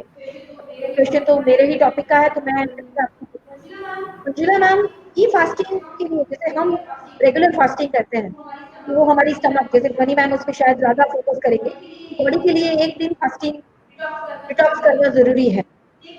लेकिन वैसे ही हमारे माइंड को भी डिटॉक्स करने के लिए ई फास्टिंग ज़रूरी है।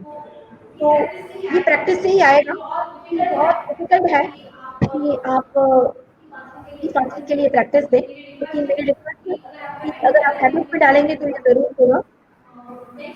नेक्स्ट शायद क्वेश्चन है सोनल नागराज मैम का, कि मैम सनी मैम के लिए है कि सनी मैम, अगर हाँ जो अभी गर्ल्स हैं, टीनेज गर्ल्स हैं, उसमें अगर ये सबसे ज़्यादा प्रॉब्लम है लुक का, ज़्यादा फोकस कर रहे हैं लुक पे, तो अगर उनको डाइवर्ट करना है, क्योंकि वो ज़्यादा इम्पोर्टेंस देते हैं आउटर पर्सनालिटी, तो अगर उनको कुछ ऐसी टिप्स देंगे तो आप क्या बोल रहे हैं? काफ़ी अच्छा क्वेश्चन है ये कि मोस्टली टीनेजर स्पेशली गर्ल्स काफ़ी ज़्यादा कॉन्शियस हो जाती है अपनी लुक्स को लेके। वाई? बिकॉज ये सारी बॉडी शेमिंग है या बॉडीली चीज़ें हैं, वो कई बार अननोइंगली हम है ना घर से ही शुरू करते हैं। अरे कितना खा रही है, मोटी हो जाएगी, या तुझे तो ये जीन्स पहले फिट आती थी अब क्यों नहीं आ रही है, और अपनी स्किन का ध्यान रख, देख कितने पिंपल्स हो गए हैं। तो ज़रूरी नहीं है कि ये सारी चीज़ें बच्चे बाहर से सुने और फिर सीखे। ऑलरेडी बाहर में उनके बीच में एक कॉम्पिटिटिवनेस रहती है। जैसे टीनेज में वो एंटर करते हैं तो हार्मोनल चेंजेस की वजह से they get attracted to the opposite sex, and that is very normal कि वो अच्छा दिखना चाहेंगे, अच्छा वे में प्रेजेंट करना चाहेंगे खुद से। लेकिन अगर उनको घर से थोड़ा नेगेटिव फीडबैक मिल रहा है रिगार्डिंग हाउ दे लुक, तो वो और ज़्यादा कॉन्शियस हो जाएंगे।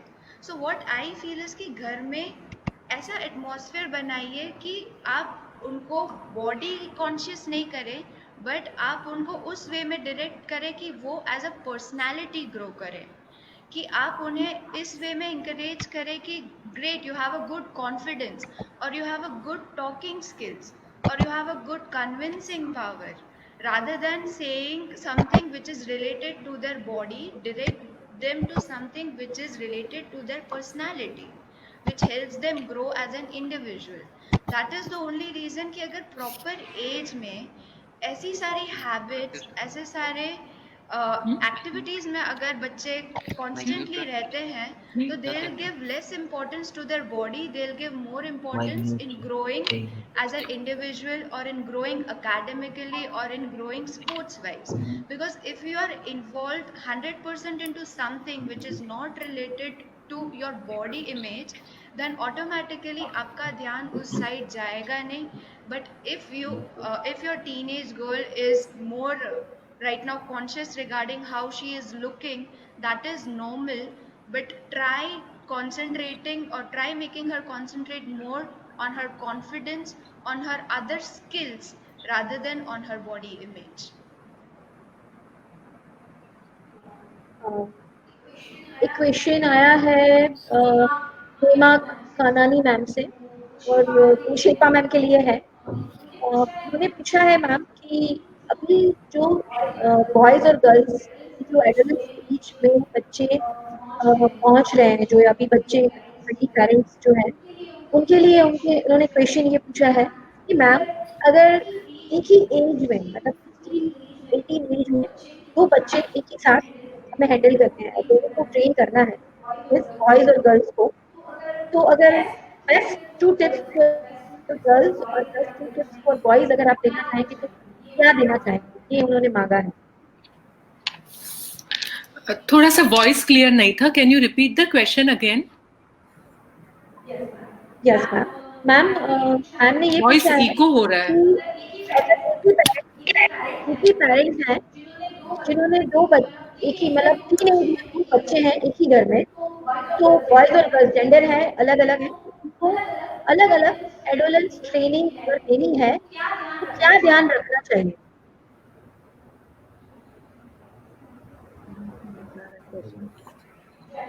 क्या टेक्निकल डिस्टर्बेंस क्या है? Yes, सुन voice नहीं is रही है? getting echo हो रहा है वॉइस।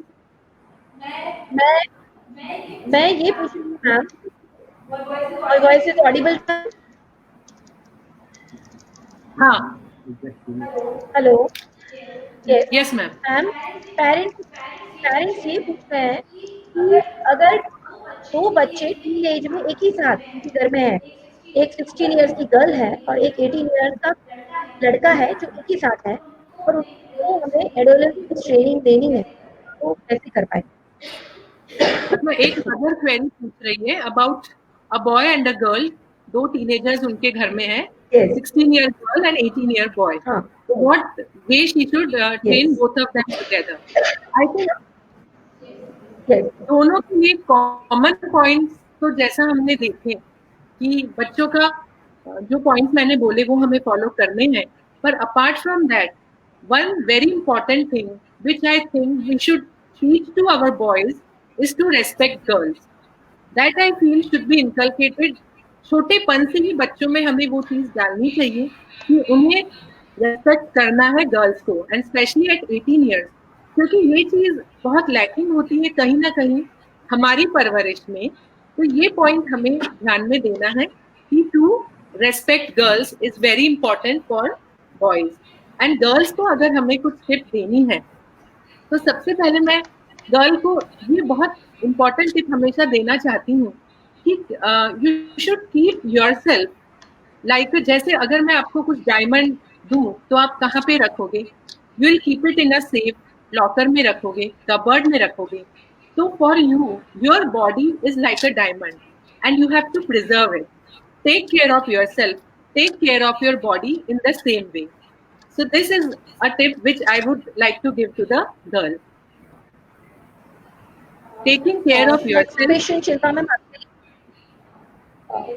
यस शिल्पा मैम आपके लिए ख्वाहिश भट्ट के पेरेंट्स ने पूछा है कि what additional care should be taken for a girl child during the age? Very nice question. मैं रिपीट कर रही हूँ। Adolescent girl child की क्या extra care लेनी चाहिए? Right. तो adolescent girl child की care में सबसे important point which I would like to highlight is the diet. कि डाइट का बहुत अच्छे से ध्यान रखना चाहिए, क्योंकि जो चीज मैं आजकल देख रही हूँ in my day to day OPD कि एडोलेसेंट एज में girls have their role model. Kareena Kapoor और some other heroine is their role model who have a nice figure, zero figure. तो उन्हें लगता है कि मुझे डाइटिंग भी करनी है तो ही मैं उसके जैसा फिगर पा सकती हूँ। तो ये चीज उन्हें कन्वे करना जरूरी है कि करीना कपूर के साथ पूरी एक टीम है, डाइटिशियन है, न्यूट्रिशनिस्ट है, फिजियोथेरेपिस्ट है, who are taking care of everything. But for you what is important is that आप अपना डाइट प्रॉपर लो, एक हेल्दी बैलेंस डाइट लो, एंड स्पेशली आयरन कंटेंट जो लोह तत्व होता है वो डाइट में ज्यादा लेना चाहिए। जो भी ग्रीन लीफी वेजिटेबल्स है, हरी पत्तेदार सब्जियां, गुड़, अनार, बीट, अगर आप वेजिटेरियन हो तो ये चीजें आपको ज्यादा खानी चाहिए ताकि आपकी बॉडी में आयरन की कमी ना हो। Day to day 90% of adolescent girls, 10, 11, 12 साल की लड़कियां जो ओपीडी में आती है, हार्डली मुझे 9.5-10 के ऊपर हीमोग्लोबिन किसी का भी मिलता है।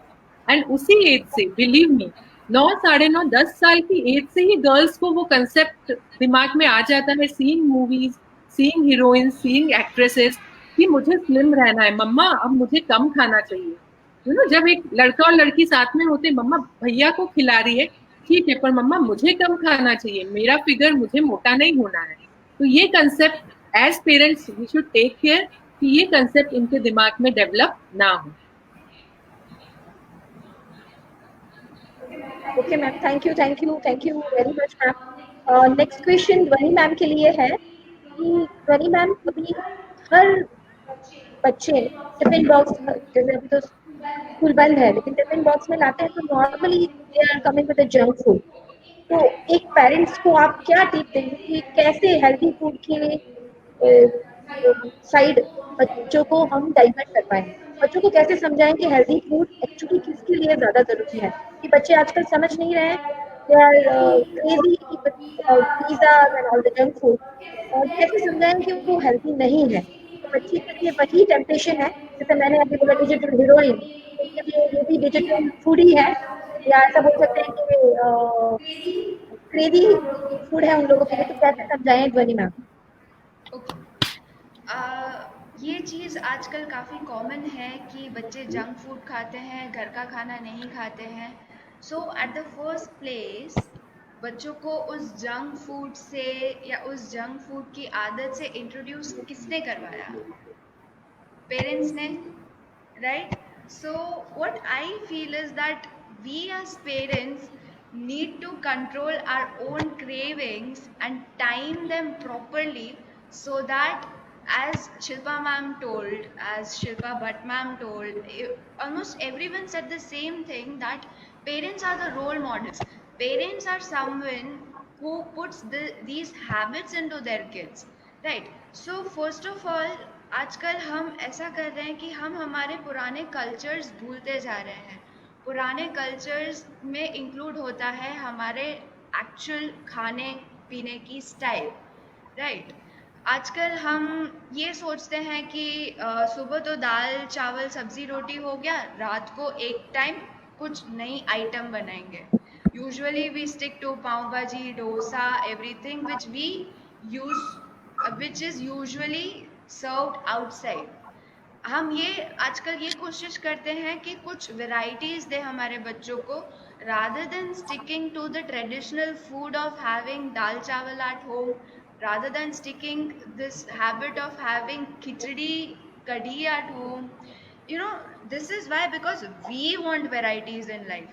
हमने ही हमारे बच्चों को ये सारे फूड से इंट्रोड्यूस करवाया है, and now there is a point where उनको ये सारे जंक फूड के बिना नहीं चल रहा है। And that is the reason आज बच्चे टिफिन में भी कंपैरिजन करते हैं कि आज उसकी मम्मी ने तो मैगी दी थी, मम्मी आपने तो मुझे थेपला दिया था, मैं नहीं खाने वाला thepla, right? So that is where this main problem comes from. So why not to make thepla into some interesting way, just because now we cannot go back and change things how it used to be. So एक तो पहले ये करना चाहिए कि घर पे ही ऐसी सारी चीज़ें बनानी चाहिए जो ट्रेडिशनल है। we should go back to our roots, so that children start enjoying the main traditional food of our culture, the food which is grown here and the food which is fresh. ये चीज़ धीरे धीरे आप उनके practice में लेके आइए। वो करने के साथ साथ आप जो हेल्दी फूड है उसे एक इंटरेस्टिंग वे में, एक इंटरेस्टिंग नाम के साथ उनके टिफिन में दे दीजिए, ठीक है? For example, if you are going to give your kid thepla, simple thepla into tiffin box, rather than name it in a way, put some good healthy sauces, put some vegetables into it and make it a wrap, and then you can call it a tortilla wrap and give it them in their tiffins. So this is how you can start. One point I would also like to share. Yeah, you continue. Yes ma'am, yes ma'am. हाँ, junk food की जब भी मैं बात करती हूँ बच्चों के साथ, तो आई ऑलवेज टेल देम कि जंक का लिटरल मीनिंग क्या होता है डिक्शनरी में। Then all of them are very smart, they know it कि जंक मीन्स कचरा। तो कचरा आप कहाँ थ्रो करते हो? डस्टबिन में। तो क्या आपका पेट एक डस्टबिन है जिसमें आप ये कचरा डाल रहे हो? Then they are like you know. And दूसरी बात कि जंक फूड हम खाते हैं तो हमें क्यों मजा आता है? क्योंकि हमारे टंग के टेस्ट बर्ड्स स्टिमुलेट हो रहे हैं। तो आपकी एक 1 इंच की टंग की स्टिमुलेशन के लिए you are punishing your whole body. Is it justified? आप मुझे बताओ। तो यू नो इस तरह से बहुत अच्छे से वो लोग ये बात एक्सेप्ट कर पाते हैं कि हाँ, junk food should be limited. We can not tell them कि बिल्कुल मत खाओ, पर we can give them limits. Once in a month, once in 15 days is okay. And as Dhwani said, all recipes should be made into interesting ones. I think lockdown में सब mothers ने ये चीज तो की ही होगी, बहुत सारी चीजें घर पे ही एक्सपेरिमेंट की है नई नई बच्चों को एंटरटेन करने के लिए। चाइल्ड एजुकेशन सोसाइटी ने माँ की ममता एक कंपटीशन की थी शिल्पा मैम, स्पेशली Okay. 800 से ज्यादा रेसिपी मदर्स ने शेयर की है। तो ये Wow, तो great. prestige लेने के लिए भी बात है कि बहुत। Ma'am Nice. एक और क्वेश्चन है, शिल्पा मैम के लिए क्वेश्चन है, शिल्पा मैम कि अभी जो प्रॉब्लम आ रहे हैं, गर्ल्स जो फेस कर रही है कि सब उनको बता रहे हैं कि बैड टच क्या है, गुड टच क्या है, गर्ल्स की इम्पोर्टेंस जो बैड टच के लिए बारे में है, सब उनको बोल रहे हैं, सेशन भी स्कूल में हो रहे हैं, लेकिन गर्ल्स ओपन होके बात नहीं कर रही। तो कहीं ना कहीं मदर का रोल ऐसा है, तो कैसे हम अपनी खुद की लड़की के साथ, या अगर कोई मदर बात करना चाहती है तो इनिशिएशन मदर को कैसे करना चाहिए वो बात कहने के लिए, उसको Very समझाने के nice. लिए Again, इनिशिएशन कैसे। बच्चों के साथ ऐसी कुछ बात हमें करनी है तो हमें, जैसा आपने बताया, एम्पैथी, हमें उनके साथ एम्पैथाइज करके बात इनिशिएट करनी है कि बेटा, जब मैं तुम्हारी उम्र की थी तो हम ऐसा फील करते थे, तो हमें हमारी मम्मी ऐसा बताती थी। तो यू नो इस तरह से हम उनसे कनेक्ट कर पाएंगे कि तुम्हारी एज में ऐसे फीलिंग्स आते हैं, तुम्हारी एज में हमें ये बोला जाता था, इन बातों का ध्यान रखो, तो तुम्हें भी ये बातें ध्यान रखनी चाहिए। तुम्हें क्या लगता है? या फिर उनसे फ्रेंड्स के बारे में आप पूछिए, बेटा तुम्हारे कोई ऐसी फ्रेंड है जो ऐसे कुछ बात करती है, किसी और फ्रेंड है जिसके बॉयफ्रेंड है, या यू नो इस तरह से हम उनसे बात करें तो उन्हें लगेगा कि हाँ, mamma is friendly to me. And छोटी एज से ही, सीधा एडोलेसेंट में एज में आके कई मदर्स आती हैं विद प्रॉब्लम्स, पर पहले से ही आपने वो बॉन्ड मेंटेन नहीं किया है बच्चे से, तो सीधा इस एज में आके इनिशिएट करना विल बी वेरी चैलेंजिंग। तो जब से बच्चे छोटे हैं तब से ही हम उनके साथ स्टोरी शेयर करें, या उनके साथ अपना पूरे दिन में एटलीस्ट 10 मिनट ऐसे निकालें कि बेटा तुम्हारा दिन कैसा बीता, मेरा दिन कैसा बीता, वो चीज हम शेयर करें, तो वो एक बॉन्ड अच्छा रहेगा। और जब वो इस एज में आ रहे हैं, सामने से ही बच्चों की क्वेरीज आती है मोस्टली, यू नो, जब भी ऐसी कुछ क्वेरी आ रही है टू गिव देम इंफॉर्मेशन, तो एज अप्रोप्रिएट इंफॉर्मेशन हमें उन्हें देनी चाहिए। मैं हेतल मैम के लिए क्वेश्चन है कि जो हमारा आज का टॉपिक था बारे बुद्धि, तो एक पेरेंट्स ने ये पूछा है कि कैसे समझाया पाए, नॉलेज की बात है, लेकिन ये जो प्रोवर्ब है, कહેવત, એના માટે એવું કહી શકાય કે બારે બુદ્ધિ એટલે કે બાળકમાં સમજણ આવી જાય કે સાચું શું છે અને ખોટું શું છે। તો હેતલ મેમ, ઇન કેસ માનો કે કોઈ બાળકે ચોરી કરી છે અથવા તો કોઈને મારી લીધું છે, એવી સિચ્યુએશનમાં પેરેન્ટ્સને ખ્યાલ આવે છે કે તમારા બાળકનું જ ભૂલ છે, એમાં વખતે કાઉન્સેલ કેવી રીતે કરવું જોઈએ, એના માટે ક્વેશ્ચન પૂછ્યો છે હેતલ મેમ। બાળકને સૌ પ્રથમ આપણે પહેલા સમજાવવું પડશે કે એને ખીજાવાના બદલે આપણે સૌ પ્રથમ એને પહેલા સમજાવવું પડશે કે એને જે કર્યું છે એ ખોટું કર્યું છે, why that is wrong, that we have to teach the child rather than scolding the child. I once again say કે આવું બાળક ન જ કરે, નહીં જ કરે જો આપણે પહેલેથી જ એવું એને એન્વાયરમેન્ટ આપ્યું હશે. if we have given a healthy environment to a child, then I don't think child will create such kind of a mistake. And even if child has committed a mistake, let us give or let us advise to our child not to repeat such things કે એના drawbacks શું છે કે એના negative points શું છે, that we should explain to a child rather than scolding એને આપણે demotivate કરીએ કે એને આપણે વારે ઘડીએ ટોકી રાખીએ, એના કરતાં એને આપણે મોટિવેટ કરીએ કે આવું કરવું આપણા કલ્ચર માટે કે આપણા ફેમિલી માટે તે ખરાબ છે. Now, such some of time, more than 1.5 hours, ध्वनि मैम का सम ऑफ पॉइंट भी है. शिल्पा मैम ने भी सैंडविच क्रिटिसिज्म के बारे में बहुत अच्छे से बोला, बहुत अच्छे से एक्रोनिम्स में टिप्स दी. ध्वनि मैम ने भी बहुत अच्छे से अभी जो टीन एज की जो इशू है उनको एड्रेस किया है. और लास्ट में जो मैम ने बोला है कि ध्वनि मैम ने कि जो फूड हैबिट्स जो डाली है वो पेरेंट्स ने ही डाली है, किसने डाला है, किसने वो हैबिट डाली है. तो पेरेंट्स हमें रोल मॉडल भी बनना है, हमें बच्चों के दोस्त भी बनना है, हमें बच्चों के साथ उनके साथ मूवी में भी जाना है, लॉन्ग ड्राइव में भी जाना है बच्चों के साथ, उसके साथ स्टडी में भी बैठना भी है. और ध्वनि मैम ने जो बुक सजेस्ट की है वो पढ़ना भी है. और शिल्पा मैम ने जैसे बोला है कि बच्चों के साथ डिस्कशन में जब भी बैठिए, जब हेल्थी डिस्कशन में बैठिए, डिसीजन मेकिंग में उनके साथ रहिए. यही टिप्स के साथ आज का सेशन हम एंड कर रहे हैं. On behalf of Anjar education society, really thank Dr. Shilpa ma'am, Dr. Dhwani ma'am for giving their valuable time and sharing a wonderful tips to our parents. Once again, thank you parents. It's more than 2,347 parents live. तो बहुत बड़ी बात है. हमारे शायद 2,500 parents हैं और शायद उससे ज़्यादा पेरेंट्स कनेक्टेड हैं. थैंक यू शिल्पा मैम, ध्वनि मैम, हम सेशन ज्वाइन कर रहे हैं. Thank you Hetal ma'am for cooperating. Thank you Thank ma'am. you.